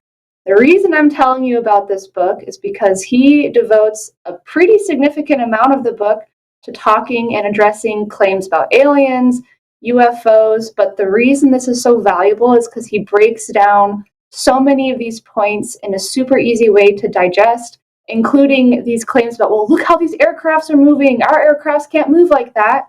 he explains how we do have aircrafts that can move like that. For example, weather balloons can be swept up by winds and can move very sporadically, unlike any aircraft that we see, like from a helicopter or an airplane. So I would definitely encourage you to consider reading that book. But if you don't want to read that book, look into, just like Forrest said, the ways that people have addressed these claims and how they have broken them down so that you know that they aren't true. Because it's very repeated. It's very common for people to think, well, nothing else can move this way. It's actually not true. A lot of things that humans created can indeed move in those ways, and it is very easily explained once we know those things. Okay. I appreciate you giving me that answer. But I have another question about, I guess, talking about ghosts. Because I believe Forrest mentioned that earlier, and Skinwalker also has stories about ghosts. And so, like there's shows, obviously you could say that those shows are exaggerated or they're staged, but there's people that are like everyday, like normal people that are, they don't have the production level to stage anything. They're not experts in editing videos, and they go on YouTube. Maybe they have about a couple of subscribers, and they're uploading their experiences from home, or even going to different haunted places and recording things that are unexplainable in that moment. So would you say that those are all fake? Would you say that they're hallucinating, even though they have it on camera? Like, what would you say in response to those types of situations? Here's the question. So I'm going to go ahead and post also. I just put this into the chat there. This is a thing from IFL Science, which is a popular science blog. It's not a accredited science journal, but this is a guy named Dr. Russell Moule, who is a PhD in the history of science, and he's a columnist he's a science writer, explaining why this show, Skinwalker Ranch, is bullshit, and just kind of just breaking down the fact that these people don't give any actual evidence for anything that they say, and that they goes through actual tests that have been done, actual research that has been done in this area that is just not showing anything. As far as like other people that are saying fantastical shit, like ghosts or whatever like that, there's a few things. Number one is people are if someone's primed to believe in ghosts. When I was a kid, I used to believe in ghosts, and I could present you tremendous amounts of evidence for ghost experiences that I had had. And now when I look back on those things, I realize that what I was experiencing was weird air currents, weird feelings, anxiety. Like I used to believe that if you held your hand in a room and you felt like a cold spot, that was a ghost standing there. No, that's not what that is. But I was 13 and I didn't know any better, right? And so, like, if someone's primed to believe in ghosts and somebody tells them this is XYZ thing is a ghost, it's the same thing as like the people who say that they found the face of Jesus Christ in their fucking grilled cheese. There's no reason to believe it. It's just that they're looking for this symbology and they find it. And so they're trying to find a reason to believe the thing they want to believe. Also, you get attention for it. If you have this supernatural experience, people are going to talk to you. You're going to have something interesting to say. And for some people, if they're not living the life that they want to live, that's the kind of thing that's going to give them the spark that they need to push on, or to find themselves a bit more interesting than they might find themselves otherwise. There's a million and one reasons why someone might have a supernatural experience or claim to have had a supernatural experience. But what you have to ask yourself is this: we don't have any actual concrete empirical evidence for anything supernatural, for ghosts, for demons, for UFOs, for wizards, but any pick your favorite thing. We just don't actually have any real evidence for these things. But we do have evidence for people being fucking wrong. We do have evidence for psychotic breaks. We do have evidence for drugs. We do have evidence for gas leaks. We do have evidence for lots of things. And that means that all of those things are more likely to be true than the magic thing. Doesn't mean the magic thing isn't true. It just means that if you're talking about like what you should rationally believe in, the most absurd, off-the-wall, multi-billion-dollar international government conspiracy just to make you look like a dickhead, that is more reasonable to believe in than fucking magic, which you have no evidence for whatsoever. You understand what I'm saying? I understand. And I wanted to address one of the points you made earlier, what about the people that aren't looking for the supernatural? The people that are maybe even atheists who would say like, oh, well, I don't really, not I don't want to say atheist, but let's just say somebody who's not into a religion or spirituality at all. They're not looking for these ghosts or demons. They're just living their normal lives, and then they have an experience at home that they can't explain. And like you mentioned, like some of the like cold spots and stuff. Like, I get that. Like those can be debunked. But what if they have like security cameras set up in their homes, which there's been countless of videos of people who are not believers in any sort of religion or spiritual practices, but they capture things that they find to be somewhat, I guess you can say, supernatural, but they're not looking. I will give you five explanations for supernatural events that have all actually been the cause of supernatural, or the actual cause of what were thought to be supernatural events that I would ask about immediately. And those are poisoning. Ergot is a great one. Carbon monoxide, lead, broken cameras, and fucking lies. Those are 5 things that have consistently been great explanations for lots and lots and lots of perceived supernatural events by people who weren't otherwise looking for supernatural events. Fair enough. And again, you can say, oh, well, it's not just a hallucination. It's not just this. It's not just that. But at the end of the day, the most outlandish explanation that's rooted in shit that we actually know exists is more likely than magic, which we have no actual solid evidence for. Okay. Yeah. So do you think that somewhere in the future that maybe science would somehow create a device or maybe discover like something, it may not necessarily be the supernatural, but maybe like a different realm of existence where humans could possibly go after they die? Maybe it's not like the afterlife or the supernatural per se, but like it's just like maybe a different world or something along those lines, and we don't have the tools to discover that yet. Maybe something like that. Sure, maybe we could discover such a thing someday with tools that we don't understand, see things that we don't understand. If you asked a scientist in the 1700s to describe fucking like relativity and how space-time is a fabric that can bend and fold and everything, they would not be able to comprehend, and they would call that magical crazy thing. So maybe there's such a thing. But here's the trick here, Mike, is that you don't need to believe in that until you have that evidence. Absence of evidence isn't evidence of absence, or at least not all the time. Isn't usually evidence of absence. But you don't get to turn that around on its head and say, you can't prove this doesn't exist, therefore I'm going to assume that it does, because that's what crazy people do. That's fair. Morticia, right. Did you have something about this? Honestly, no. Just your last point. I was gonna say the same thing. So you beat me to it, Forrest. Okay. All right. I talk so much. Eventually, I'll say everything.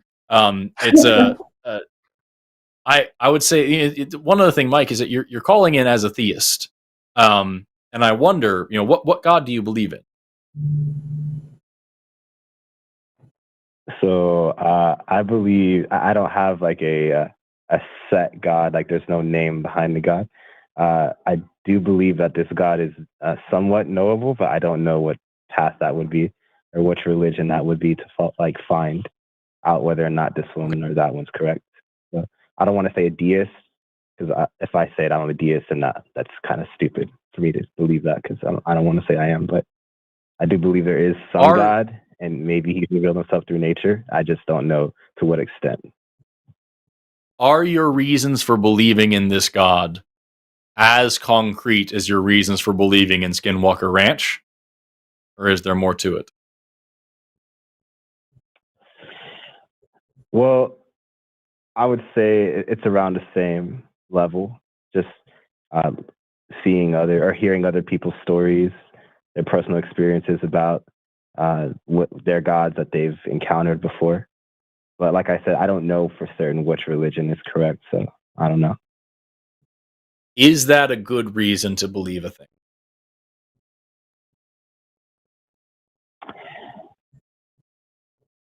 No, definitely not. Okay. So then why do you believe in all of these things with this bad reason?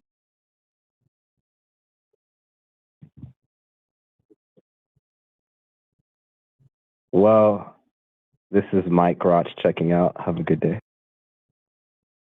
Yep, that's about right. Just a whole bunch of nothing. A whole bunch of nothing.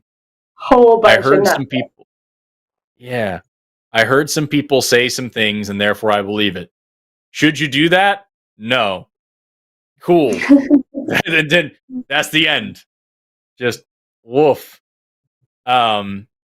Anyway, we've got 2 callers left, and then I know you've got to go in about an hour, 20 minutes. Is that right? Okay. We have had several super chats, people asking you questions, and you haven't gotten to talk much in this show, so I really want to get to that point so we can get some questions for you going. So I've got we're gonna go through these, but this one I'm very excited about. This is a new caller that I don't think we've heard of before. It's Ashlyn from Kentucky who called back and talked to our producer, and hopefully we can get a good connection. Ashlyn, you are on the line for the 3rd time. Can you hear us? I can hear you. Can you hear me? Yes, we can, and I'm gonna hope that it stays that way. What's going on? I tried a different way, so hopefully this works. 3rd time's a charm, right? Okay. Well, we'll hope so. Okay. So I don't know if I need to recap. Don't think I do. But so I was a theist my whole life, and then I met someone in my late 20s who started asking really hard questions, and they were questions that I couldn't answer. Even though I'd studied the Bible, could not answer any of them. And it was very frustrating. I would research, couldn't answer. Research, couldn't answer. And so I started thinking for myself and had all these questions. And I realized God doesn't seem as great as what I was told he was. Amen. Some really terrible things happened in the Bible that I was not really paying attention to. And now that I'm old enough to pay attention to them, they sound terrible. Yeah, dude. So I started. And even here in the real world, there's plenty of awful shit. So, like, even if you throw away the, absolutely. If this God is real, this place sucks. Oh yeah, why would we have to go through this if God loves us? Yeah. But so I started deconstructing a little bit. The biggest thing keeping me from completely deconstructing are, 1, my family, 2, the thought of going to hell is so ingrained in me at this point that I am terrified of hell if I don't believe, which is, as I understand, that's pretty common when deconstructing, is you're still terrified of hell. But I do live with my parents, and they are very, very Christian. There is no ifs, ands, or buts. And I've kind of been going off on my own, and they know that. And I've come home and found my stuff burned because they didn't agree with it, because it was fiction about witchcraft and things like that. But because it was witchcraft, it was burned when I got home. And awful. That it's terrible. Like, that's not very Christian-like in my mind to burn someone's things. Yeah. But I tried talking to my dad a little bit, and my dad is more open than my mom about the questions that I have. That, God, I don't think God exists. I don't really think that he is as great as what we think he is. That I don't think there's really a heaven afterwards, because we can't prove that there's a heaven. We can't prove that there's a hell. so why should they exist? And my mother, on the other hand, I have tried talking to her about it, and I've tried to express my feelings, and she's not open to it. She has pretty much said that if she thought I was deconstructing or anything at that point, she would bring people into my room and do like holy water and prayer, and that she would force me to go to church, whether I liked it or not, and to pray over me. And at this point, I don't think I believe in prayer at all. Anytime I've ever prayed for anything, it's just been like, I've been really sick the past couple of years. I've done a lot of praying. I've had thousands of people praying for me. And it just seems to be getting worse, not better. So I don't see prayer working. I don't think prayer works anymore. Mhm. But I kind of don't know how to. She's not open to evolution. She's not open to anything. And she's kind of science-minded, but she's not. And I'm kind of looking for like little tiny ways to kind of just like put things in their brain about evolution that might get them started, because I think that if we start with evolution, they might be more open to, oh, well, we didn't know, this wasn't mentioned in the Bible. We didn't know about evolution. So what else is there that's missing in the Bible? What else is there that's not true? So, and that's kind of where I'm if at right now. it sounds to me, go if ahead. these people are, well, no, it's just if these people are willing to burn your things and invade your privacy and violate your trust and to destroy things that matter to you, because they disagree with them religiously and threaten to like just like mess up, turn your life upside down and force you to go to church and have people come in and splash holy water around your room if they think that you might be deconstructing and all these like this. Two main things that I would say. First of all, you are in an abusive situation. So be safe. If you're going to go through your process of deconstruction, that's great. You can keep it to yourself if you want to. That's allowed, and encouraged if it's going to put you in a position where you are in danger, physical danger, emotional danger, whatever it may be, for you to be honest with these people. I don't know what your relationship is. I don't know if they're like a guardian situation, if you're living with them temporarily. I don't know if you're a kid. Yeah. But if it sounds like you're there permanently and you have to be for at least a little while. So I think the most important advice that I can give you is to be fucking safe. And if that means putting on a mask for a minute, that's horrific and traumatizing, but it's a whole hell of a lot better than actual physical danger. Normal people, safe people, don't burn books. So I want to make sure you are safe. It wasn't even about the book. It was about I had something that was important to me given to me by a friend, but it technically was satanic, but I didn't see it as satanic. I thought it was cute. I just was like, oh, that's a really cute pen. He got it for my birthday. And I was in the hospital, came home, and that was burned along with my books. And then I was told that I couldn't put a lock on my door because they wanted to be able to go through my things when they needed to and make sure that nothing was in their household that they didn't agree with, which blew my mind. And it is a parent situation, so that blew my mind even more. Yeah, we partner with a charity, or we help a charity quite a bit called Recovering from Religion, that I would encourage you to look into. They have a lot of great resources where they can kind of point you in some directions. Also, there are a lot of really great domestic abuse hotlines that you can call and ask for advice and help from, because that is an abusive situation that you need to make sure you are safe. That's the most important thing. I am more than happy to talk to you about God and hell and deconstruction, and I plan to. But before we do any of that, the most important thing that I need to get across to you is that none of that is okay. None of that is remotely acceptable. And if you're sitting here talking about, I hope I can change their minds or something like that. That's fucking lovely. Worry about after you are safe.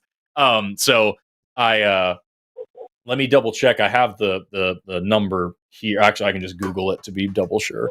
I don't feel physically threatened at all. They're actually very great. Other than burning that, somebody's things, helpful.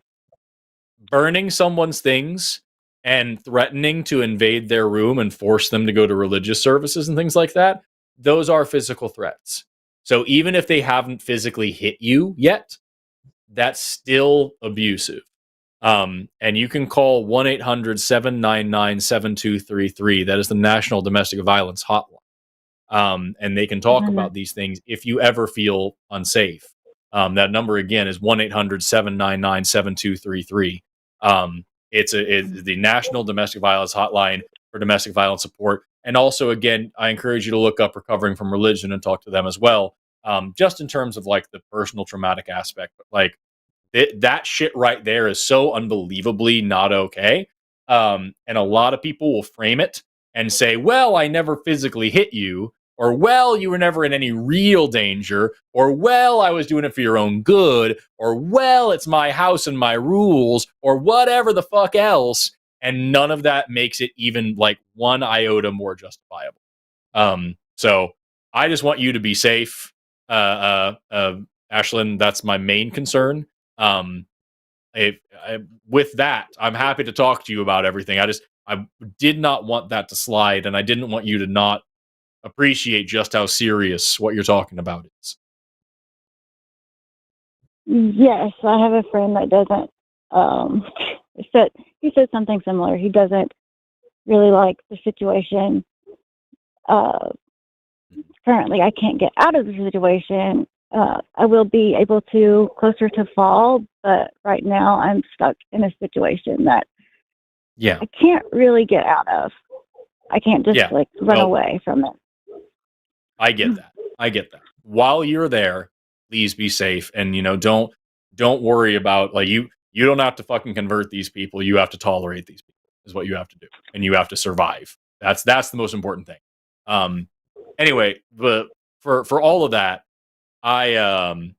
you mentioned that you're currently in the process of deconstructing yourself, and that you mentioned that you are very scared of the idea of hell, and then that's a barrier for you. My wife grew up in she called it Babdicostal. She was this some sort of semi-para evangelical thing, and her parents were very controlling and did not.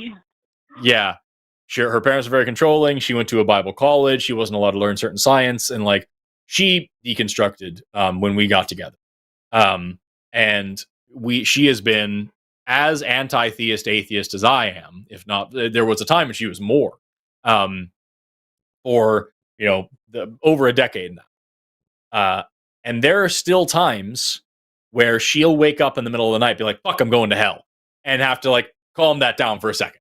So what you're experiencing there is trauma. And you will get through it. It may be a persistent fear for a while because you were indoctrinated as a kid to have that fear. Fear is a great way of keeping people in the religion. That's why they do it so much. But just know that there is hope for that. I would ask you, which hell are you afraid of? Which hell am I afraid of? Yeah. The one, the Christian hell, the one that's burning the gnashing of teeth. Okay, but we just had a different Christian on a minute ago who believed in a totally different hell. So why aren't you worried about that guy's hell? Because I was taught to believe in. Right. Why aren't you afraid of why aren't you afraid of the hell from Islam or from Hinduism? For the Aztec hell was pretty nasty, I hear. The Greek hell was pretty weird. Why is this the only hell you're worried about when there are so many other hells on offer? There's so many ways to be tortured forever. And it seems like you've got one in particular that you're upset about. So why is that? Oh, I mean, mainly just because I was raised Christian. I'm sure if I was raised Islam, I would be afraid of that hell. Yeah. I would be afraid of So- any hell from any religion that I would be a part of. But I was raised in the Christian household, so I'm very afraid of the Christian hell. Yeah. The hell that I'm afraid of is called Congress. So no, for me, it's like that. I think that's really important to think about, though, is that next time that you feel you're thinking about deconstructing and this fear of hell pops in your mind, just double check on that. Like, okay, so why aren't you afraid of the Muslim hell? And then treat this Christian hell that you have been taught with the exact same amount of dignity as you would any other hell, and the amount of fear. Because at the end of the day, either one religion is right or they're all fucking wrong, right? And so what are the chances that you, Ashlyn, there in Kentucky, just happen to be born to the right family in the right region of the right country that read the right version of the right book and interpreted it the right way to teach you the right kind of hell that you need to be afraid of? It's pretty astronomically small. I think it was Bertrand Russell who said that every believer should expect damnation by probability alone, considering the sheer number of hells on offer. So you were afraid of this one. You were very honest, and you're spot on that you're afraid of this one because it's the one that you were taught. But at the end of the day, you're just. I know. I was thought about that a little bit. Yeah, it's the old saying that the most devout believer is still an atheist. I'm just an atheist about one more God than they are. They're an atheist about thousands of other gods. I just believe in one less. And so for this, you already aren't afraid of thousands of other hells, and you don't fear thousands of other gods. And one thing that I think is really important, and you touched on this a minute ago, Ashlyn, is, if this God is real, is it worth worshiping? You look around at the world that we live in today. I've given these numbers before, but I want to double check here. Just Google how many people starve to death around the world every day. I've Googled it so much, it's right here. This is from the UN, from their stats on hunger. 25,000 people starve to death every single day, 10,000 of them being children. So every single day, that's a little more than 1,000 an hour. While we've been sitting here, as Morticia and I have been taking calls, about 2,000 people have died in a very painful and scary way. Either that's part of the plan and God's doing that on purpose, or God can't stop it and is impotent and useless, or he doesn't fucking exist. So he's either evil, or he's useless, or maybe he's just not there.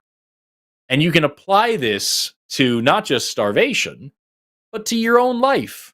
What kind of God would use people like your parents to spread his message? What kind of God would use fear and abuse as a way to bring people in? What kind of God would punish people for the crime of simply not believing that he exists and not worshiping him enough? What kind of love relies on worship and adulation with the fear of torture and gnashing of teeth and hellfire and brimstone and all these things in order to propagate itself? Is that a God that you think is worth your time, even if it does exist? I would say no. I would agree. I mean, fuck, dude. If I told my wife I love you so much, if you don't love me back, I'm going to set you on fire in the garage, I would be arrested. I'm a stalker. That's not love. That's a bad thing, right? That's not great. So, like, here you have this supposedly all intelligent, all knowing, all powerful creature that sees pedophilia and rape and murder and genocide and is like, yeah, that's how it needs to be. Say thank you, or you'll be punished too. And like, bro, I'm not a fan. And so, if you're worried about hell, I understand that. It's reasonable to be selfishly afraid of pain. But at the end of the day, if the cost of heaven is supporting that kind of monstrosity, I am on the highway to hell, and I'm proud of it, dude.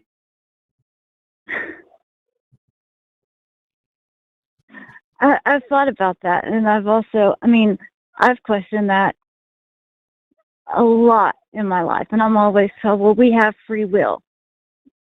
Yes, we have free will, but also can't God ultimately control the outcome if he's all powerful? Yeah. You know who else and has free will? all-knowing? You know who else has free will? Lucifer. Lucifer had free will and also knew for fucking sure that God existed and still chose to rebel. So the idea that if God were to reveal himself or like lay down some serious ground rules, it would violate our free will is horseshit. If God showed up today in front of me and proved beyond a shadow of a doubt that he was real, I would be the first one to admit it. I would no longer be an atheist, but I would still be an anti-theist. Because that God has a lot of explaining to do and a hell of a lot to be held accountable for. He's And quite definitely frankly, more terrible as I've gotten older. I've seen a lot of things very recently in the past, like even 2 years, that I'm just almost sick over the things that go on that are justified by God having a purpose for our life. Because I've always been told, well, God has a bigger purpose. God has a bigger purpose. Why is he letting me suffer? And why has he let me suffer for 20 years? Any purpose. If he has a purpose. Yeah, any purpose and any plan that involves 10,000 kids starving to death every day is a bad plan, dude. Not a great plan. And here's the fact of the matter is, if you believe this God is all-powerful, then he has other options, and he chose not to take them. Think about this for a second. This is a fun logic experiment that my friend J. Mike was talking about. Is like, in response to free will and purpose and divine plan and all these things, this God is infinitely powerful. The last time I sinned, could I have freely chosen not to sin? Yes. Yeah. Sort and of. the time before that, well, it would depend on the sin, I would say. Well, I mean, that it's supposed to be about free will, right? So, like, I have the free choice to either sin or not sin every single day in every single situation. And yet, at this very moment, I have chosen to keep my pants on, and I'm doing a good job, right? Sin is avoided. I have the choice or the ability to avoid sin every single time that I do, and yet sometimes I fuck up. Logically speaking, it's very unlikely, but it is logically possible that there will be a world in which I avoided sin at every single turn, and I lived a perfect life, completely freely. I just happened to make the completely correct choice every single time. And logically, that applies to everybody. So it's a 0.0010 bazillion zeros 0.1 chance, but there is a logical chance that every person in the entire world forever is only ever entirely good and never does anything wrong completely by their own free choice. And because God is infinitely powerful, that is an option that is open to him. And he chose not to take it. He chose to make the universe where children starve to death and where labor hurts like hell and where people are raped and murdered every day and where peanut allergies exist and where, fucking Tucker Carlson has a show on X. Like that's the world he chose. He was like, yes, the one with Matt Walsh in it. That's the world that I would like to have, and that's the only way to test these people. And like, is that fucking good enough for you, is what I'm saying? Like, does that sound like a good designer? Like, where the fuck did this guy get his degree from? Like, that's insane. So just for me, Ashlyn, it sounds to me like you are more moral than the God that you fear. And I think that you're already well on your way to being free from these chains of fear and shame and guilt and grief, and hopefully by the fall, free from the chains of your fucking crazy family too. I feel like I would already be free already if it wasn't for mostly for my family, just because I have to really, really hide anything, or I will I would call it punish. It's not punish, but I would call it a punishment to force me to go to church. Because apparently I was summoning demons when I was reading witchcraft in my room, which it wasn't really witchcraft. But I've been accused ever since, and that was about 6 months ago. I've been accused of summoning demons in my room while I'm reading or playing a video game or what have you. Well, so that Ashlyn, there's so many chains. Like, okay. We here at the line, we will all sacrifice a goat for you, and I will pray to my favorite demon, Vapula, for your safety. And fuck all of that, dude. That sounds absolutely awful, and I am deeply, deeply sorry that you're having to go through that. Morticia, did you have anything you wanted to share with Ashlyn? Just that my heart goes out to you, and I hope that these months before fall, before you can leave this situation, go by quickly and with the least amount of stress possible, because it really doesn't sound like you're in a great situation. My heart really goes out to you, Ashlyn. Yeah. Thank you. Yeah. Ashlyn, you stay safe. Take care. Once again, for you and for everybody listening, that National Domestic Violence Hotline is 1-800-799-7233. You can also go to thehotline.org and get some resources there. And I also encourage you to look up Recovering from Religion and see what they have to say about religious trauma and about dismantling that fear of hell and helping you get out of that, because that fucking sucks. And a lot of people deal with that, and they have people there that specialize in helping to deal with that. You're fucking awesome. And I hope you call back you can call back anytime, but I especially hope you call back in a couple of months and say, hey, I got the hell out of there, and it turns out, fuck this God, and I am now living my best life summoning demons professionally. I will definitely call back once I get into a different situation and let you guys know how I'm doing. And if you have questions about evolution, call back again as well, because we'd love to talk to you about it. Okay, I had questions, but you guys have already spent so much time on me, so I'm going to let you get to other callers, and I can call back. It's okay. Yes, please do call back. We've got one more call, and then we've got to do some super chats. But Ashlyn, you're awesome, and I hope you get everything goes well for you. All right. Okay, thank you guys so much for listening and the advice. Thank you for being here, dude. See you later. Ashlyn's super nice. Fucking called back like 3 different times trying to get through, and so incredibly patient and kind. Speaking of incredibly patient and kind, we have one caller left, and this is someone who actually called in at the beginning of the show and has been on hold for 2.5 fucking hours. So we're gonna drop them. No, sorry. So we've got William, pronouns they them, calling in from Aerobic Rectum, or maybe Arkansas. I don't know. Who's wants to talk about schools teaching kids what to think. Oh, excuse me. Instead of how to think. I'm real burpish because I've been chugging this Coca-Cola. William, you are on the line. How are you doing? Aerobic Rectum, really? That was good. Yeah. I like that. Thank you. Oh, how are y'all two doing? Besides all the calls of craziness. I love it. Oh, that's what we live for. I know. No, yeah. So I have multiple friends who they frequently don't really know why they believe things, and and I've had conversations with them and stuff, and I've had them actually tell me essentially that they were essentially taught what to think as far as like, all right, so like if you're taking a standardized test, the most probable answer is like B or something. There's the statistics of what the answer would be. So if you don't know, pick B. Not here's how you could figure out the answer possibly. Just essentially here, do this.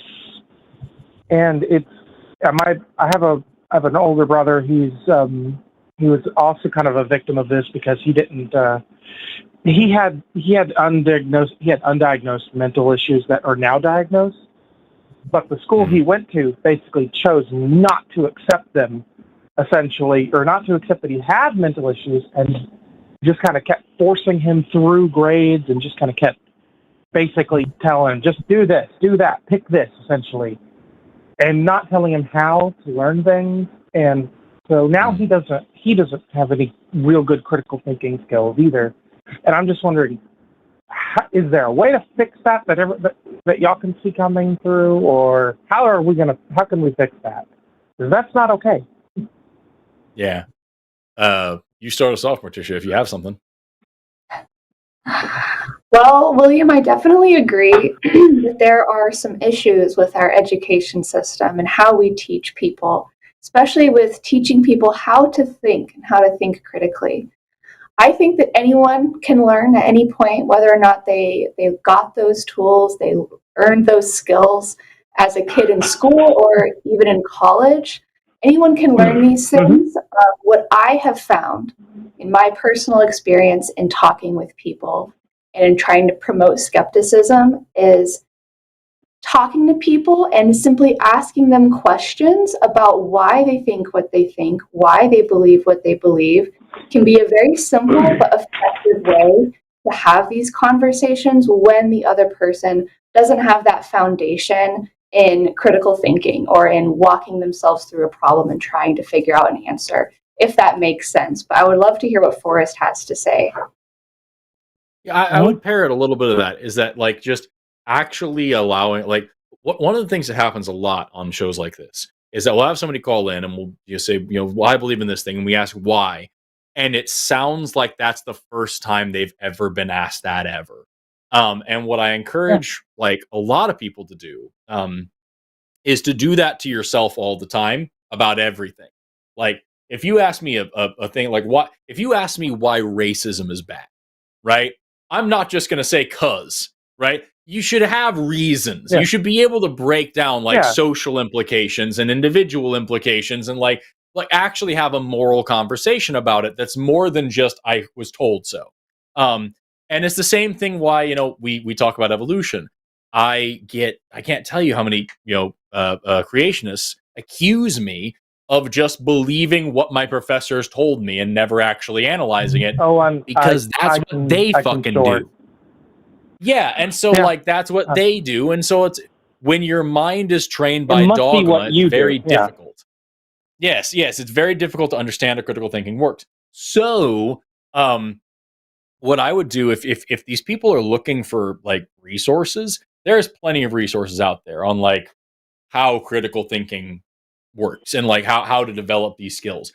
But honestly, a great place to start is just by asking why over and over and over and over and over and over, like a 3-year-old. You know what I mean? What's honestly bad though is like the people I'm referring to, some of them don't even know how they learn things, how they learned anything either. Like I've asked them, how did you learn how to do things? They were like, I was just told and I don't know. And I'm like, what? Because I understand how I learn things. Yeah. So one of the cool things about education, that's one of those things that blew my mind when I was younger, is that like one of the cool things about higher education is you learn how to learn, and you learn how to check yourself, and you learn how to verify information, you learn how to be skeptical. And like there are so many times, if you watch carefully while I'm speaking on shows like this, you'll see over and over, I'll say something like, well, actually, and then I'll kind of do so. And it's because as I'm talking, I'm doing that. I'm asking, I'm like, are you sure about that? Are you sure about that? Yeah. Are you sure about that? Over and over and over. And I'm making sure that I'm verifying in my head what I'm saying when I'm saying it, preferably before I say it. Because that's the thing that a responsible person should do. Yes. You'll see that I think a lot. A little too much on things though. Yeah, it can be troublesome. It's so cool. There's these really good like shows and documentaries of stuff where they go into like prisons, and they will give these people like a college education. They'll start giving these people, and some of them like pre-high school, they have to start really far back and build up because people didn't have a good education in their life. And these are adults, so they're able to really articulate what they're feeling. And they'll talk about, as they're getting up into like associates level knowledge, they talk about, and they're like, I'm thinking new things, and I'm thinking in new ways, and the world is different, and I don't understand how I functioned without this before, because they just didn't have the tools in their tool belt to think. And it sounds really shitty when you tell somebody you need to learn how thinking works. Like, it sounds like you're being a condescending prick, but like, actually, a lot of people don't get it. And they think that just you have a thought pop in your head, you vocalize it, and that's the whole 9 yards. No, there's a whole system that should be working. There's cogs in lots of different directions. So yeah, I would with these people that are your friends or whatever like that, I would be a fucking pest and start asking why over and over and over, and challenging them to validate things. Because let me tell you, when I was like 20 something, actually when I was 20, when I was 20, I met about 2 years ago now, since you're so young. when I was 20, I met this girl who did that to me. And I had been very used to just, I was good at learning shit. I was interested in a lot of stuff, but there were a lot of beliefs that I just had my whole life and didn't really question. And I met this girl who just like probed me and was just like, why that? Justify that. Give me evidence for that. Ask me, and we disagreed on a lot of stuff. And she just asked me over and over, and it stretched my brain, and it was really frustrating at first. And then I was like, this is fucking awesome, because I'm like quickly weeding out bad ideas that I'm embarrassed that I had. Is your wife now? Or is your, I married that girl 12. I married that girl 10 years later. Yes, I did.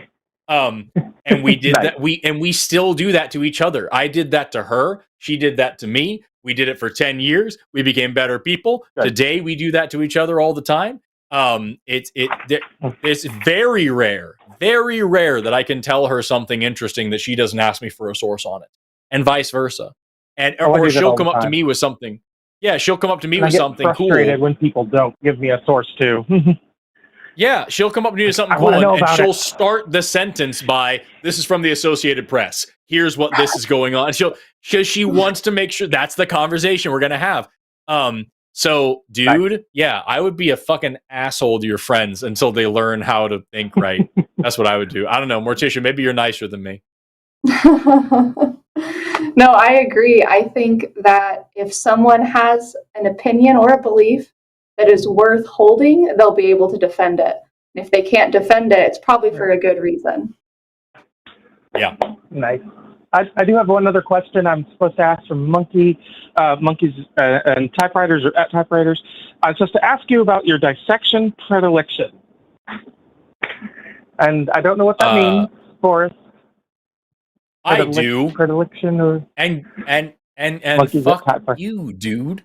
Like, I think so. What this person is talking about? We're gonna jump into super chats, man. But I appreciate you calling. Okay. They said they'll send me a dancing video, or I told them they have to send me a dancing video, so I'll send that to you. Yeah, that's fine. Yeah, send us my email. See you later, dude. What that person is talking about, for just so you know, Monkey a typewriter will not let me live down how fucking cool I am. What happened was we occasionally do like Patreon exclusive shit for this channel, and one of them was a Zoom call where everybody jumped in. We all had a discussion about stuff, and I was the featured person.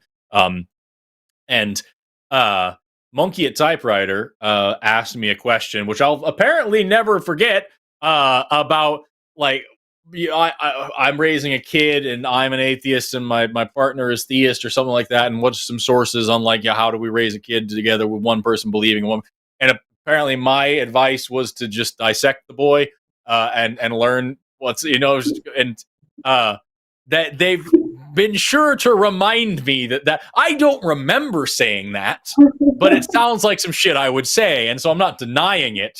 But like, yeah, and so now every time I mention the fact that I dissect people like for a living today, that's a huge part of my job is cadaver dissection. Been doing it a lot, but it less and less. good news for Monkey at Typewriter and those who follow the saga that is Forrest Valkai's weird fucking life. I've only had my hands in like 3 different bodies this semester. How great is that? Things are on the up and up. I just haven't had the need to do it. But like last semester, it was dozens. And they call you Morticia. And here I am. Fucking being a mortician. I'm not actually a mortician. I'm a fucking biologist. But like that, I was doing this whole thing about studying anatomy and teaching it. And it got weird, yo. I was the only biologist in a room full of medical students. And so like I'm there digging on this guy, and there's a bunch of different people around who are all learning how to treat diseases, and it's their first cadaver lab ever, and it's like my fucking 7th, and they're coming over, and I'm a graduate student, so they're all doing their thing. I'm over here doing something completely different and just leading tour groups around this dude's body. The body that I was working on was a microbiologist as well. He was a friend of the director of the program, who is also my friend and advisor, and he was on his way out, and he was like, "Yo, dissect me, bitches!" And so they fast tracked him through, and they gave me his body. And that dude had like the biggest, juiciest brain I've ever seen on a person. I've ever pulled out of anybody. It was fucking chunky, like a basketball. That thing. And apparently he was being a pest right up to the very end. He was fucking explaining to all of his nurses like what each one of his medications did because they didn't get it right. It's just a fucking firecracker of a guy with a rock solid liver, just the fucking chunkiest liver, whatever it was. Great dude. I taught a lot of people about his insides.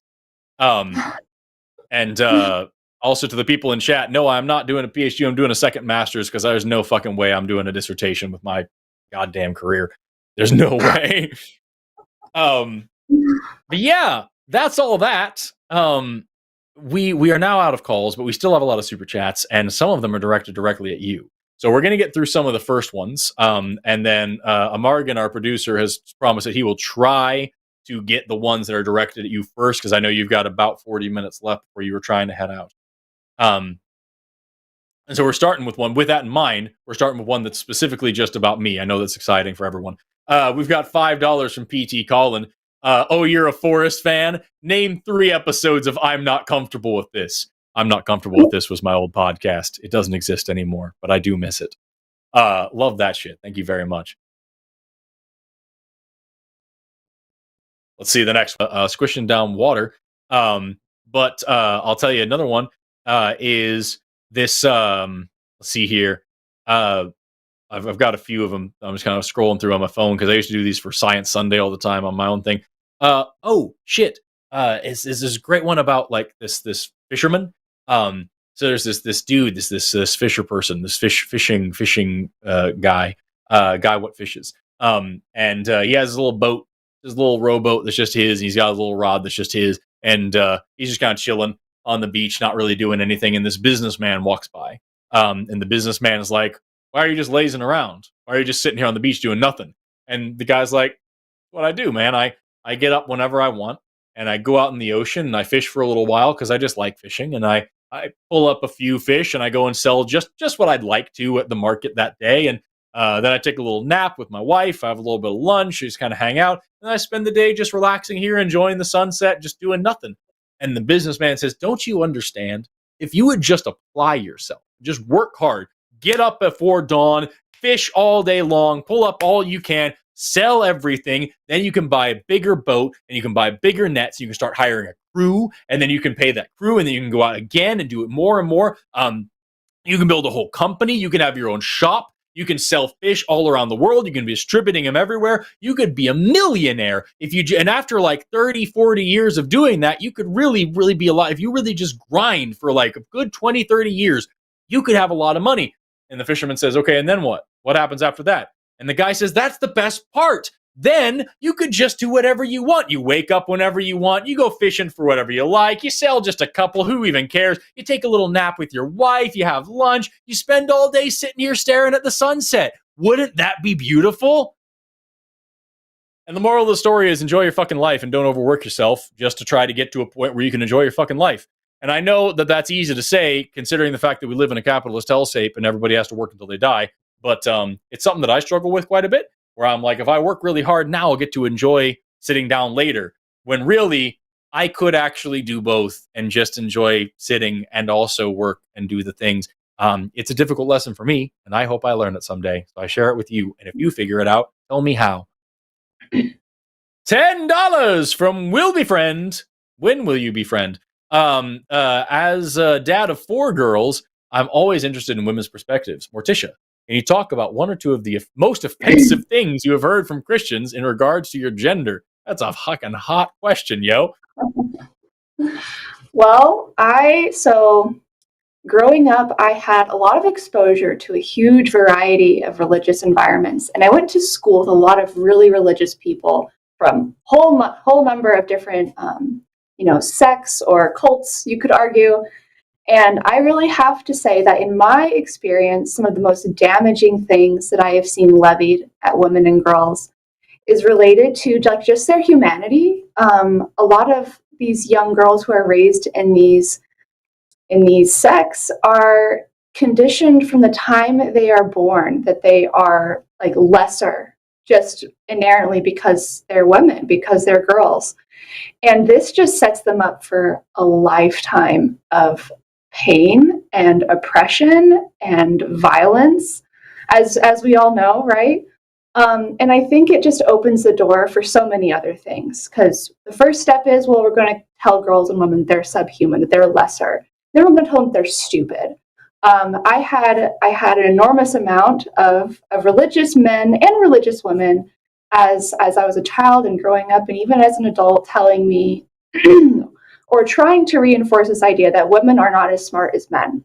Women aren't as intelligent or capable as men, which is ridiculous. It's a ridiculous thing to put on people.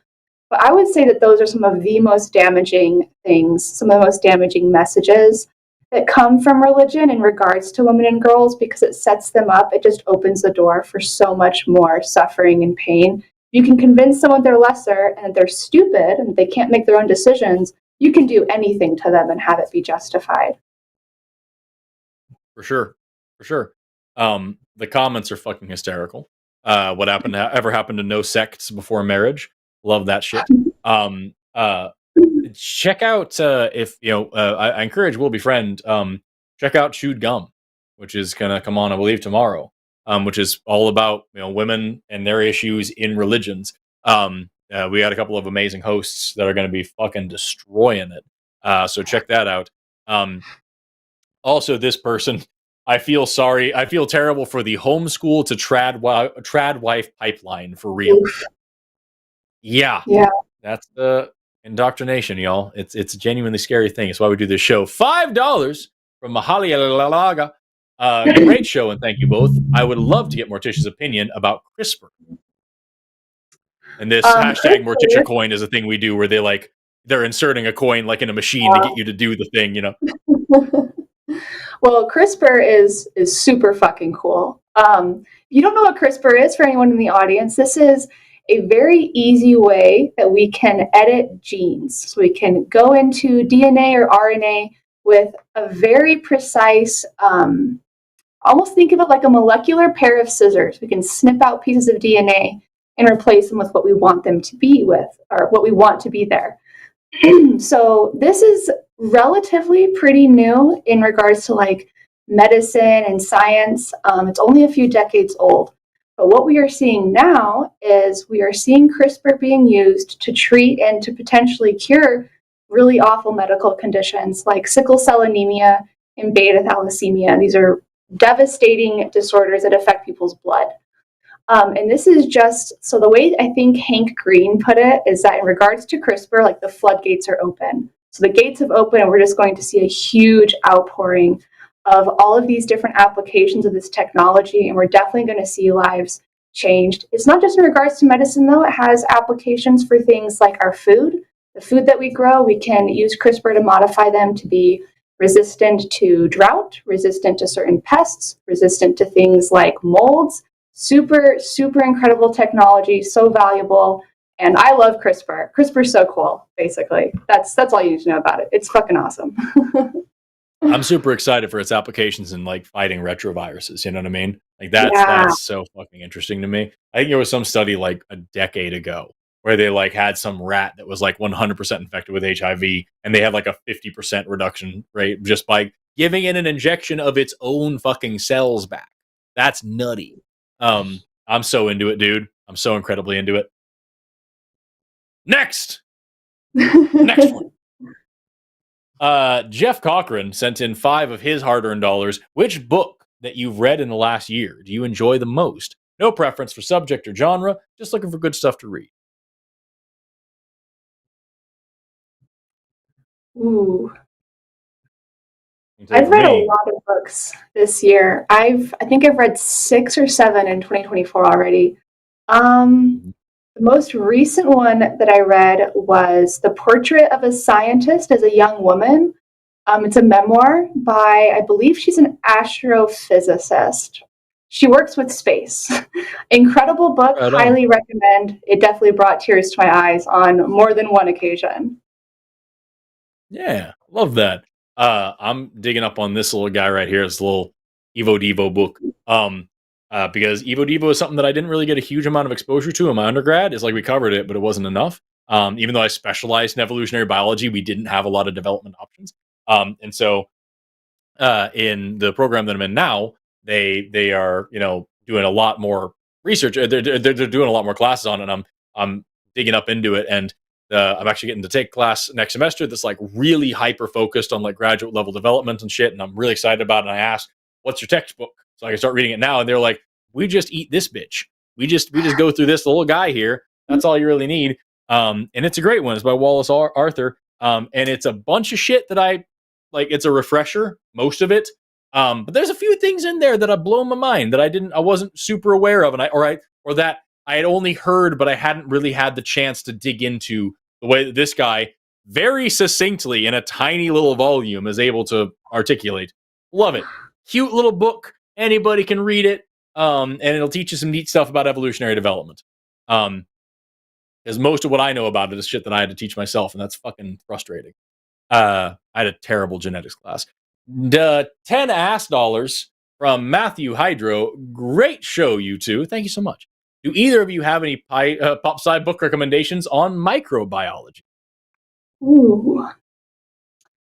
Okay. So oh my gosh, it's going to bug me if I can't remember the exact title. So the first one I have is a book called Gory Details. It's not just about microbiology. This is a book that's it covers a whole bunch of different topics in the sciences. A lot of them are kind of gross, but it's such a cool book. And there's definitely some microbiology mentioned in there. The second book, I have to make sure I'm looking up the correct title. I Contain Multitudes, The Microbes Within Us and a Grander View of Life by Ed Yong. That's an incredible book. Highly recommend that one if you're looking for microbiology. I recommend Brock's Biology of Microorganisms. Mine is the 15th edition. This one's a lot of fun. It's real easy to read. And it's got some cool shit about like molecular virology in there that I found particularly fun. That's what I like. I like buying textbooks. This was actually the textbook I used in my undergrad, but like I like buying textbooks about shit that I don't know. So I can like kind of get a vibe for like where the field is at. Yeah, check that one out. It's a blast. $5 from Monkey a Typewriter. Really lovely to meet you, Morticia. Hope you come back soon. Wondering if either of you saw Tucker on Rogan talking about evolution. It sure was. Oh gosh. I am not familiar, but to be totally blunt, totally transparent, I try to avoid Rogan at all costs for the sake of my brain cells. So it's a bad time. A friend of mine sent me the video clip of it, and yeah, it's Tucker Carlson on Joe Rogan, just flatly saying that there's no such thing as fossils. Just plain like just like he's saying like they say that we all evolved from amoebas, but there's no evidence of that whatsoever. There's absolutely none, and there's no fossil evidence of a bacteria turning into a human. It just doesn't exist, and just over and over. And then Joe Rogan's like, well, if that's the case, then like what are you thinking? And he's like, I think that maybe there was a designer, and that's not a new idea. And like that's the whole fucking thing. It's just him doing that, and it's so goddamn annoying. Because like this dude's whole job is just to lie about shit, and he's just doing that here. And Joe Rogan, being Joe Rogan, is just like, cool, let's not verify any of that. Neat. I guess I didn't really think of it that way. You've got great points. And it's just good gravy, y'all. It is deeply problematic. $10 from Ericapedia. What's this I'm hearing about scientists just recently observing new endosymbiosis events? Is it true? And how big of a deal is it if it is? I'm going to need y'all to talk for like 80 minutes. Yeah, so what are you thinking? So I'm pretty sure that what they're referring to is the fourth known example of primary endosymbiosis. If you don't know what those words mean, that refers to when a prokaryotic organism is engulfed by a eukaryotic organism. That prokaryotic organism evolves towards no longer an organism, a separate entity. It is now an organelle within that eukaryotic organism.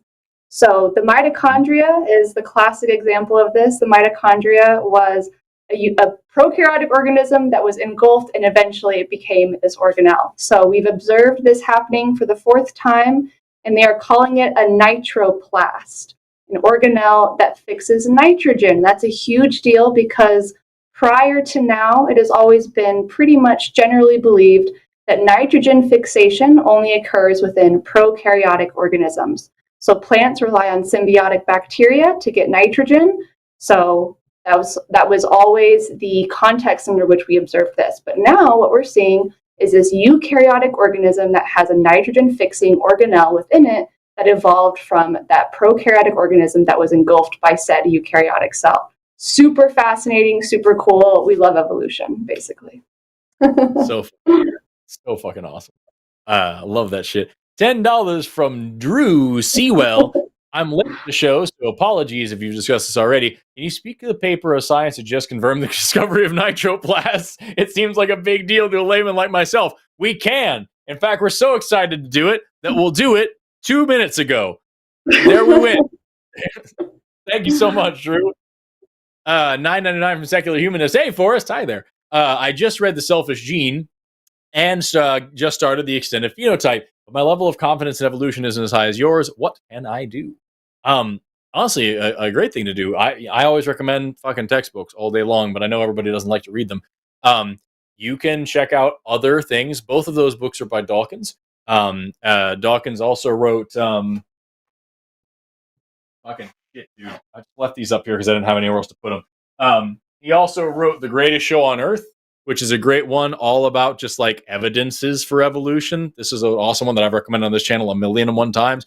If you want to sit there and really fucking read some shit, he wrote a one called The Ancestor's Tale, which is this massive fucking tome of like how everything we knew at the time about the evolutionary history of pretty much every fucking clade.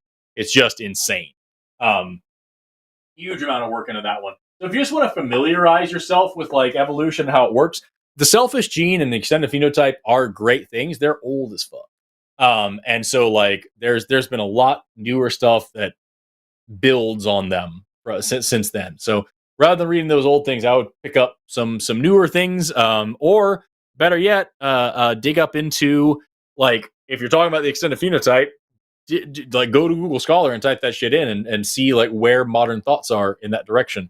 Those are the things that I like. I like picking up textbooks. I like reading more textbooky stuff than pop sci stuff personally, because I'm fucking weird. And I have this strange thing. Number one, I'm still in grad school, so all I read is goddamn papers and things. And number two, I have this weird thing where I'm like, if I read anything that isn't strictly just like hardcore teaching me science, then I'm wasting time and I'm going to die very soon. And this is moments that I could have been learning hard science that I could use to help people. I do that constantly, and it's a plague on my existence. Also, I moved these, but I've seen people in the chat asking what they are. This is an accurate fucking representation of a pound of muscle and a pound of fat, y'all. That's what that's like. Look at that. And this is, you notice the size difference and the density difference. This is why they weigh the same, but this one's much more small and dense. And this is why, the numbers on the scale aren't always the thing. Because you could be like, I worked out so hard and I look skinnier, but I still weigh the same. Because you've gained muscle and lost fat, y'all. Just focus on being healthy, not on the numbers. It's there's a lot of lessons. There's a lot of lessons to have with these things. But more importantly, they're just really jiggle and to smack about. Bro. Stop it. Goddamn. I brought those models into my high schoolers, and I love being. I'm 32 years old, and I love. Pardon me, I'm almost 32 years old. I'm very stupid. I turned 32 this year. And I don't know how old I am because I'm just that old. And I brought those models into my high schoolers, and I love embarrassing them and making them upset by using their lingo. And so, like, the amount of times I said the word "yat" to this guy right here, fucking hysterical. Oh, they were so mad. $9.99 from Secular Humanist. Hey, Forrest. Oh, it's the same goddamn one. I just read this. Get out of here, Secular Humanist. You don't get to be read twice. $4.99 from Dark Nihilus. Which biochemicals wash up on beaches? Nucleotides. Very nice. Very nice. Nice. Fucking, oh God. Got a million things here. What do sea creatures get stressed out about? Current events. Yeah, love that shit. Morticia looks exactly the way I would have expected a Morticia to look. I mean this positively. Well, thank you. Thank you. She picked the name.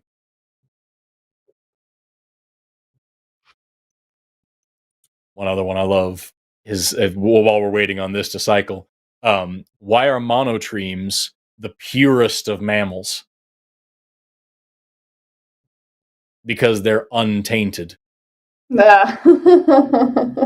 Cloaca jokes, everybody. Smash that subscribe button.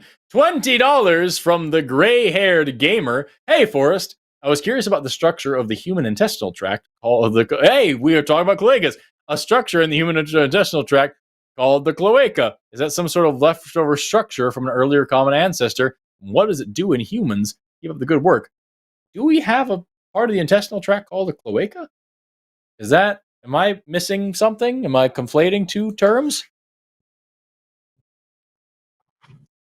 Because, the intestinal tract is the cloaca is a common compartment of the urogenital and anorectal channels in the 5th week of development. That's what it is. That's what I'm saying. I haven't taken a fucking development course. Yes, I'm doing it next semester. So yeah, apparently it's a developmental thing. It's not something that exists in like your cloaca today. That's why I didn't fucking recognize it. There's a common compartment in the urogenital and anal rectal canals of 5th development week of humans that subdivides into 2 separate passages during the 6th and 7th weeks. That is the development of the cloaca in human embryo by, well, that's a name, Krupunga et al. From 2018. I will link that in here so you can read it if you want. I'll probably be reading it next semester. Who knows? But yeah, apparently it's a thing that is a developmental part of your life. It's not something that you have to deal with right now. You don't have a cloaca today, or at least I sincerely hope that you don't. But in the same way that you once had gills, you once had a cloaca. Good question. I learned something new today. Thank you very much. I appreciate that. $10 from Will Be Friend. It's my birthday today. Happy birthday. Forrest, can you give me 422 seconds of you wearing your most ridiculous wig while wearing super chats? Morticia, first time seeing you and hearing you, but I hope you come back. Give me a second.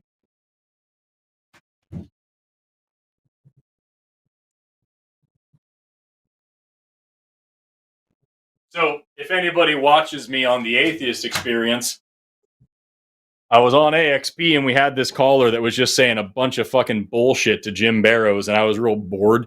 And so I started playing with all these wigs that I have over here because I'm doing a whole thing this summer with Van de Graaff generators and making wigs stand on end. But I didn't show you this one. And this one's arguably the coolest one. Check that out. Look like a Fraggle. How fucking sick is that, y'all? The style, the glamour. It's like a scene kid from the early 2000s, only like 10,000% You cooler. look like a scene kid, Forrest. Yeah. Just need some eyeliner. Yeah, bro. Fucking lip ring, something like that. Cast your cares away. Worries for another day. Here on Fraggle Rock.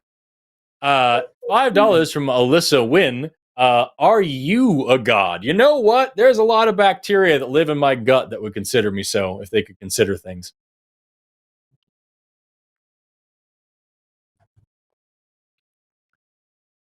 I can't handle it.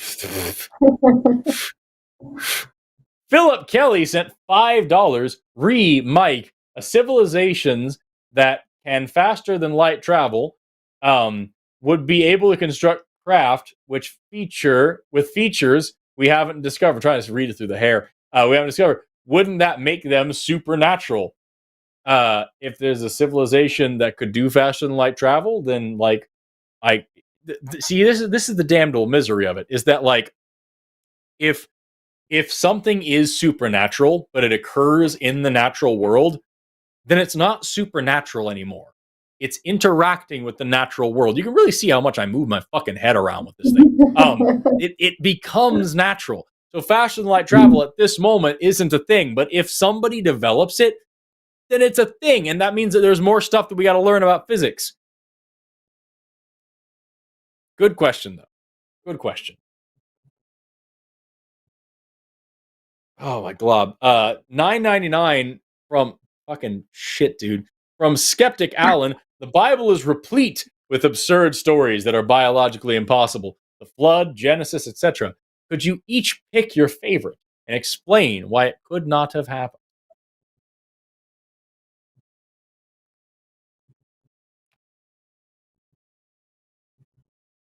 I could go first, but I don't want to take yours accidentally.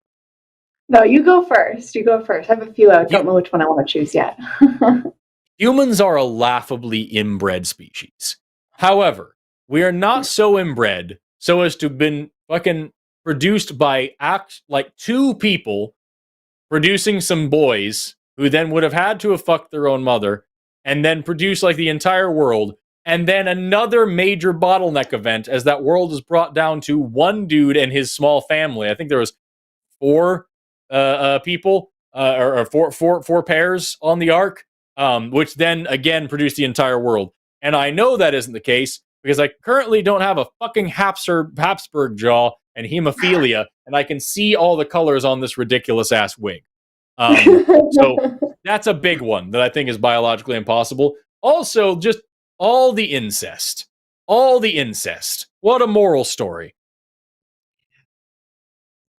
Well, the one that I'm going to choose is kind of related. I just go with the flood because everything within that story, at no point does it line up and make sense. The flood itself doesn't make sense if I think it's like even just like if a few inches of water covered the entire planet, the friction would result in unlivable temperatures. But even beyond that, the flood and the ark and all of animal diversity, even not animal diversity, plant diversity, prokaryotic diversity, these things cannot coexist with a global flood. It just doesn't work. So that's my favorite. That's the one that I always go with. What I feel like people don't talk about enough with the flood is that like you as a microbiologist especially are familiar with this. There are so many pathogens that like only infest or infect one individual species. So every animal on the ark would have had to have had every disease that those animals could have possibly had in order for those diseases to get around today.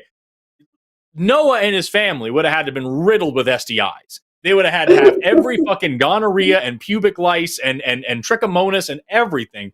Like it's the disease on that boat would have been insane in itself. Also, why the fuck did giraffes need to be drowned? but like whales didn't. Because if the whole world is an ocean, the fish are fucking fine. The whales are hanging out. They don't need to be punished. But the goddamn like moles do. You know what I mean? Like what exactly is it that the penguins did to deserve punishment that the fucking dolphins didn't do? I'm gonna put in the chat my video from a little while ago called "The Flood of Nonsense," where we do that. We talk about like all the things that don't make sense about the flood. Oh my glob, that is a nightmare. It's crazy how much brighter the world feels right now with that off. Oh my fuck. Fucking $5 from Tatarama. A creationist is claiming oh my god. Subsurface lithoautotrophic microbial ecosystem or slimes disprove evolution. I couldn't find much on the topic online. Nah is my answer to that. Yeah. So here's the thing, is that like a lot of times creationists will point to a thing and be like, this thing couldn't have evolved. It's too complex. And every single time we can track how that complexity evolved. And also, even if we couldn't, even if we had pick your favorite thing, eyes, wings, photosynthesis, metamorphosis, whatever it is, something fucking crazy that's really complicated, like blood clotting, and we have no idea where it came from. Even if we didn't know where it came from, we don't get to plug in magic as the result. We just say we don't know, and we look for the answer because x equals 0 isn't the same thing as y equals 1.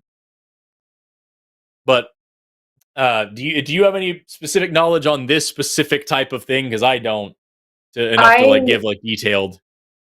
I've never heard of this term before, so I'll have to go look into it and see what I find, but I have nothing to add, unfortunately. Subsurface lithotrophic. So what was it? Aquatic ecosystems. I was going to look up, see if it's a thing. Slimes, they're a type of endolithic ecosystems. Okay. They're unique assemblages of bacteria and fungi that occupy pores of interlocking material grains of igneous rock beneath the Earth's surface. I've heard about this. Yes, I didn't know what it was called. Where like they crack open a rock and a bunch of red goo pours out, and it turns out that was like a little self-contained ecosystem in there. Yeah, fucking chemotrophs exist, dude. I don't know what to tell you. You don't have to have sunlight and fresh water for an ecosystem to work when you're talking about goddamn microorganisms. They can do different shit. So, like, no, they don't disprove evolution. If anything, they verify, they validate evolution, because even in these incredibly weird conditions, niches be happening and life finds a way. So, like, no, dude, I don't want to hear, if I get that hot trash up out of my face. $5 from Mahalia Morticia. I am sadly lacking in microbiological focused YouTube channels. Do you have, or are you considering making one? I do not have. So right now I just make video content on TikTok. You can find me at my actual page, Bloodflower. I also make videos on Chegg Bio's page. You can find me there, but currently don't have a YouTube. Maybe in the future, but it's still a maybe right now. But thank you. Thank you. There you go. I hope you do make one. $9.99. It's a whole fucking shit, but it's worth it. $9.99 Simeon Urchin. What a fucking horrific thing that is. Love y'all show. Got introduced through Forrest, but honestly, I can't stop watching. I was always so hard to find a genuine atheist community that I felt comfortable and safe in. You guys and the crew rule. Well, thank you so much. That means a lot. That's very kind of you. $4.99 from Lyric Duo. I have this weird memory of Forrest on a previous show saying that he's an opera fan for real. Go fuck yourself, Jimmy. Yeah, fucking love opera, dude. Love it. Don Giovanni is my favorite fucking opera, and it's one I think is the best opera ever written because it's like funny and it's dramatic and it's exciting and the music is fucking dope. And I could fucking recite the whole thing because I've seen it so many times. It's great. And you should look up fucking hold on, let me pull it up here. Don Giovanni, 1987 in Salzburg. And can we get one with subtitles, please? Subtitles, English. Can I find one? Can I find one? What's this? Is this a thing? Who are these people? This isn't the right one. So, fucking is Karajan, I believe it is the director. 1987, like the Salzburg Music Festival. It's got Sam Raimi, who is my favorite opera singer, as the fucking the main title character. And it's really good. And if I can find one with English subs, I'll put it in the chat. Fuck you, copyright content block, you bitch. Fucking opera on video, go. Do the thing. This is okay. So here's okay. I can't find it right now, but I can put this is the one, but it doesn't have subtitles. So at least you'll know what it looks like. And then later on, when you like find one with subtitles, you can watch it. The only bad thing is they fucked up the climax, the very end scene, the Commentatore, where the fucking it's the song is called Don Giovanni a Cianarteco. And it's fucking it's really good, and it's like the most important part of the opera, and it's the coolest part of the opera, and they made it look stupid as hell. And so like find a different version for just that part. But like there's one with Kurt Mall. I'm gonna put that in the chat too. Is Cianarteco Mall Raimi. Just this Commentatore scene is so much better than the other one, and this has subtitles. This is how the opera is supposed to fucking end. Oh no, this is a bad one. This is a bad one. Hold on, wait a second. The whole show is going to be this. There we go. Is this one right here? Watch that. That's the ending part. But then the rest of the opera from the one that I put in the chat originally is good. So watch that. But when the fucking statue comes into his fucking mansion, switch it over and watch this one instead, and then switch back. That's what you have to do, okay? That's how the game works. That's how you watch the opera. I have a friend of mine who showed me RRR, which is this really cool Bollywood film. And he was like, you doing the exact same thing I'm doing now. He's like, okay, we're going to watch this whole thing in Tamil, but they don't have this one scene in it on Netflix. So if there's one scene, we got to switch over to this other streaming platform and just watch this one like 5-minute part. It's really important. And we switch back. And it was literally like 2 sentences. It's like, no, it's so important, dude. And like, that's how I feel about this opera, dude. $5 from LHRPG official. Shout out to Forrest. Thank you for telling that psychopath Gary what he needed to hear. Keep up the amazing work. Yeah, fuck that dude. But more importantly, fuck his religion. By the way, I just noticed the empty bookshelf. Is this the new office that you just moved into? It is the new office. Yes, I have to fill up that bookshelf still.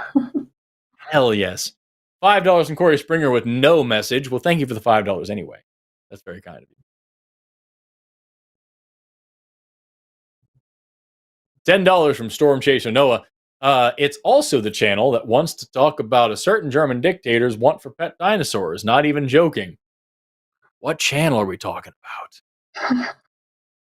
Was this building off of a different one from before? From an early call. From an early call. Gotcha. Okay. Fair enough. That'll link somewhere. Someone will get it. $10 from Let's Be Clear with London Storm. Just throwing a few dollars in for free advertising. My link is in the description of the video. Well, there you go. Go check out this person's thing if you want. Or don't. I'm not a cop. $5 from Monkey at Typewriter. Don't get it twisted for us. I'd still leave the boy with you way before I'd leave him with Sean. Babies grow up to be Hitlers. Fun show, guys. For real. For real. Sean wouldn't kill your kid because he's not God. He would, however, teach him some genuinely horrific horse shit. Worst case scenario, I just take a couple of chunks off. You know what I mean?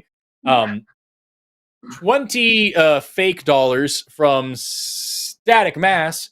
Hey, Forrest, for your next tabletop system, may I suggest Delta Green? It has a modern-day Lovecraftian conspiracy-style setting that would definitely fit the line if reskinned a little bit. Also, Morticia coin. Again, I don't know what that is, but I'll look it up. I'll talk to Jesse about it. By the way, I'll be SkepTalk with Jesse in May 27th, I believe. The last Monday in May. Yes, I'm going to have Jesse back That's Memorial Day. So check us out. Jesse and I will be hosting together, and I'm going to force Jesse to fucking fight somebody, like be real fucking mean, because he's so nice. He just wants to sit there and be sweet all the time. I'm going to get him fucking riled up. Morticia coin, just meaning they donated a thing. Give them a random fun fact about something you're interested in, is what that means. Oh, random fun fact. Oh my gosh. Okay. There's a bacteria called Cupria vitis metallodurans. And not only can this organism withstand extremely high amounts of toxic heavy metals, it can also biosynthesize gold. So if you grow it on certain media, the colonies look like little gold flakes. Really, really cool organism. Right on. That's awesome. Little fucking alchemists, guys. $4.99 from Jamnik6. Great show in chats. I've been debating being an organ donor or having my cadaver donated to science. Thoughts? I would recommend organ donor myself. If you had to do one or the other, be an organ donor. Because keeping people alive is fucking great. And we have alternatives to cadaver dissection. They're making some synthetic ones that are really good. And there's plenty of other cadavers that are being dissected. You don't have to be the only one, especially if you die young. Being an organ donor is great. If you're very old, maybe better to be dissected. You can also sign up for both.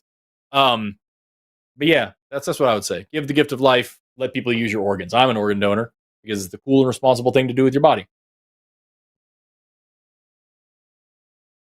Also, I have deep, intimate knowledge of what they do to those fucking cadavers. And I'll be honest with you, I don't want my penis to be bisected and passed around a room. Because I've seen that happen. And you know what? Maybe that's selfish too. No, I'm only teasing. You should fucking donate your body to do all sorts of things. But organ donation, I think, for me, would be higher priority, especially if you're young when you die. $20 from Major Pain.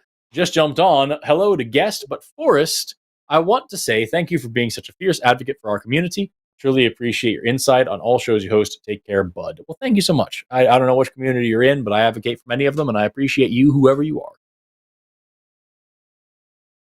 1999 from Jamnik06. I've watched Chuck the Attack Helicopter call at least 3 times now. Hope it becomes a clip so I can share it. Here's more money to thank Forrest and Godless Engineer for that masterclass on how to stand up for bigots and to be trans allies. Yeah, for context there, Morticia, we had a guy call in the last time I was on named Chuck, who we allow people to list their pronouns when they call, and rather than just listing none, which we would have been fine with, decided to list his pronouns as attack helicopter. And so he is a theist and he wanted to argue about evolution, but instead we just yelled about trans people for a while. And basically the call boiled. Was it 45 minutes? Yep. Goodness. For 45 minutes, we asked this person over and over. We just showed them, like, here's the World Health Organization talking about trans people. Here's this biology textbook talking about trans people. Here's a genetics textbook talking about trans people. Here's the American Medical Association talking about trans people. What do you know that all of these experts don't know? What's going on there, huh? And you know what? Looking back on that call, because that guy called back in today. He waited for a little while and then he dropped. He wanted to talk about some other damn thing. I don't remember. I saw him on the call screen though. But looking back on that call, one thing that I wish that I had mentioned is gender diverse cultures that are around today. Because he was insistent that he believes that sex and gender are the same thing. And I kept bringing up, like, hey, here's all of these, like, professional biologists and doctors that say you're wrong. So what's going on with that? But rather than just doing that, I wish I had also taken the time to, like, present him with gender diversity in the world today. And I'm going to do that now for anybody who's watching. I just linked in the chat here. This is a map of gender diverse cultures, an interactive map from OETA. And you can scroll around this map and look all over the world, and they've got a few dozen places you can click on here and see in Australia, in Hawaii, in North America, in South America, across Africa, like different places you can click on and see places that have more than 2 genders, have differences of what gender norms are.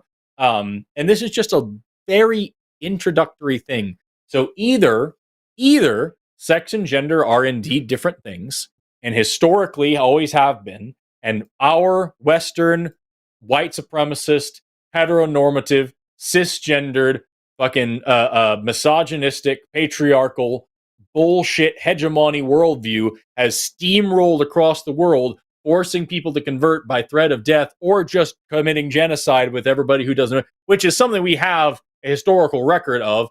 Either that's true, or this is a map of a bunch of blue-haired liberals who've been fucking living for thousands of years in defiance of God Trump. So that's, yeah. I wish I would have included that in that call, and I will try to be a little more comprehensive next time. I'm always looking for ways to do better. $5 monkey at typewriter. Chuck chose the worst possible time to identify as an attack helicopter. He didn't know that Forrest and John identify as RPGs. That is a very kind thing. I think I just yelled a lot for 45 minutes, but I appreciate that. $5 from Is Jail. Forrest, Noah could have had hundreds of daughters that just weren't mentioned, because we all know that women just don't matter. Hated typing that. I actually tried to do the math for fun for that video. I wanted to calculate, like, because I think there were like 4 women on the boat. And I was like, if every one of them was pregnant for as long as possible at all times, like consistently, no breaks, just 9 months every second, like, and they were just kept cranking them out. And then all of those kids, as soon as they hit average, like reproductive, they start puberty at 10 and start cranking out kids. Like, how many babies could we possibly have? And how close is it to 8 billion? Like, how close would we get to this? And it got too silly too fast to be put in the video. But like, I think that would have been a lot of fun. Let's see here. $5 from Mahalia Laga. My last one for tonight. Well, I appreciate all that you have sent. I've heard there is a microbe that eats plastic and or styrofoam. Is that genuinely a thing or something we could cultivate?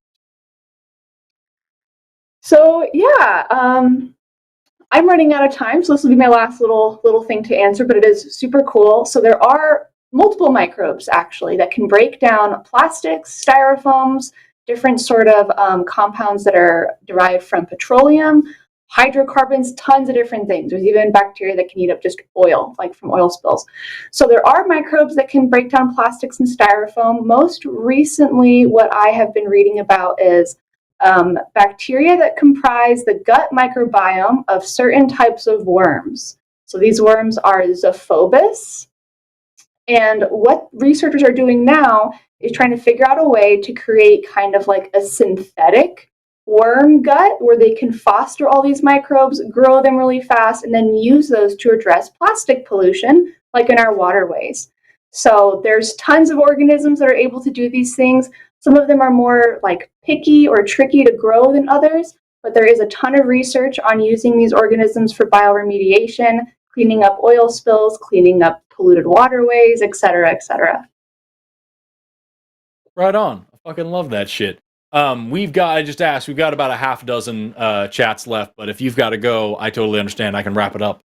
Yeah, I do have to go, but thank you so much, Forrest, and for everyone who, all the crew, of course, and then everyone watching on the line. Thank you guys so much. I've had a blast.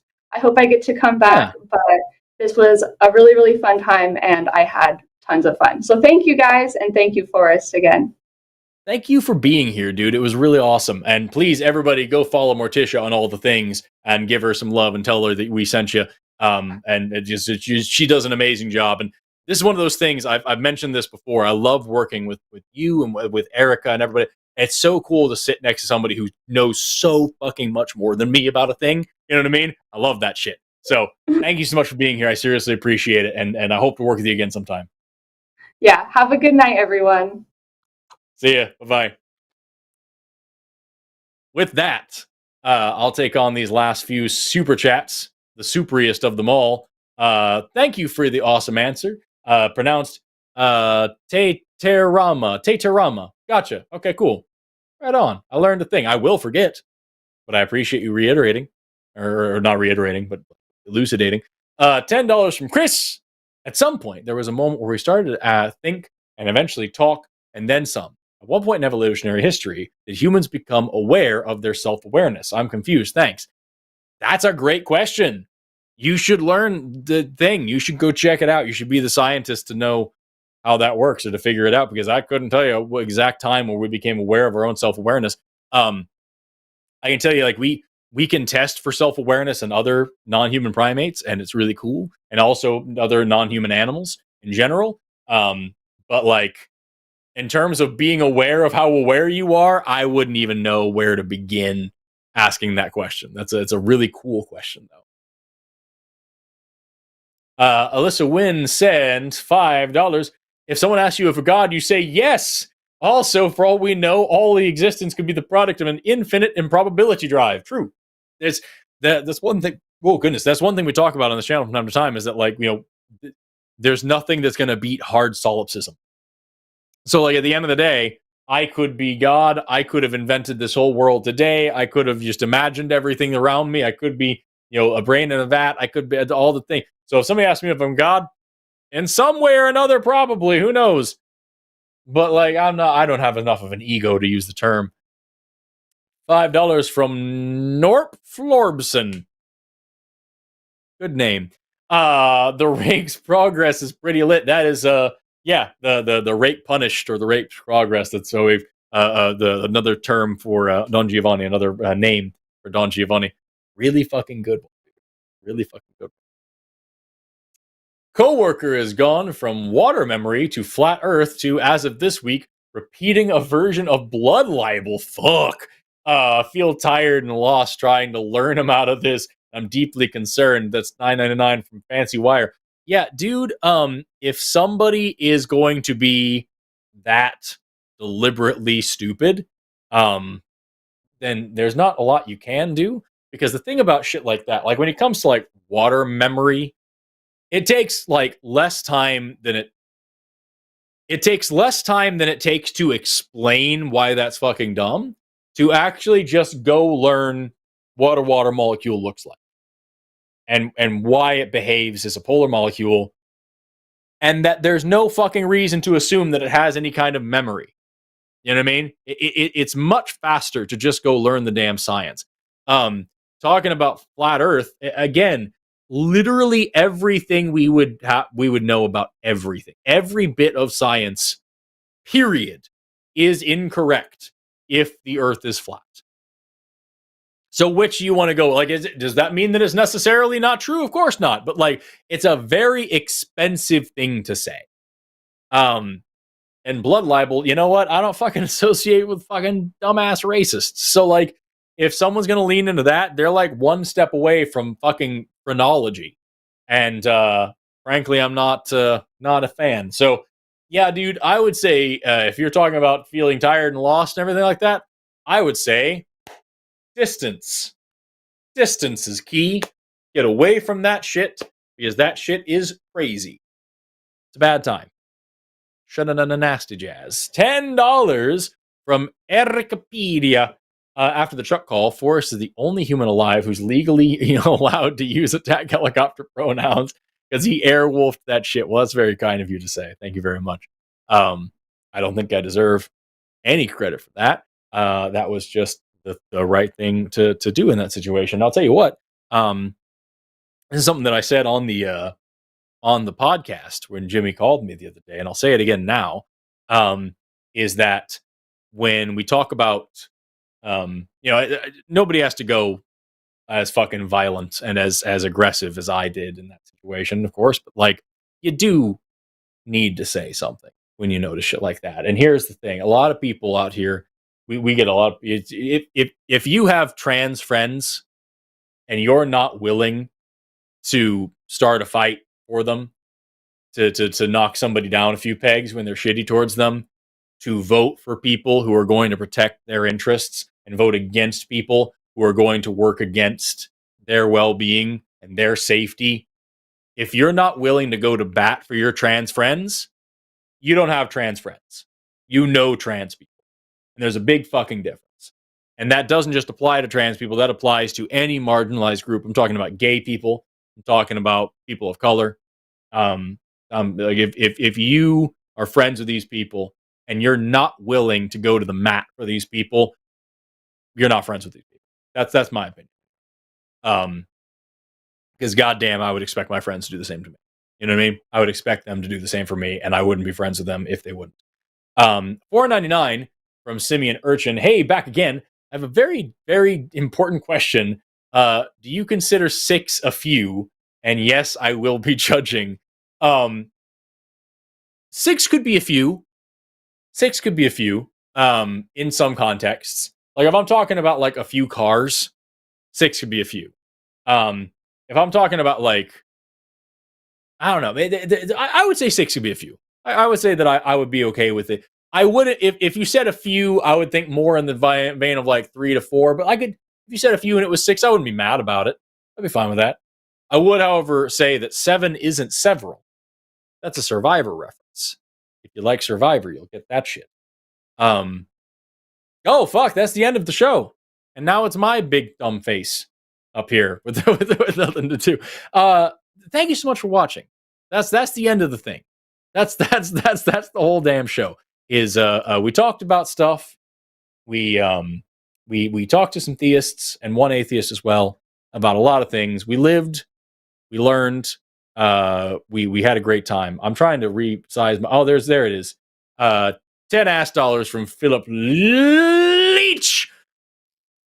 Here's $10 dues. That's what Australian dollars are called.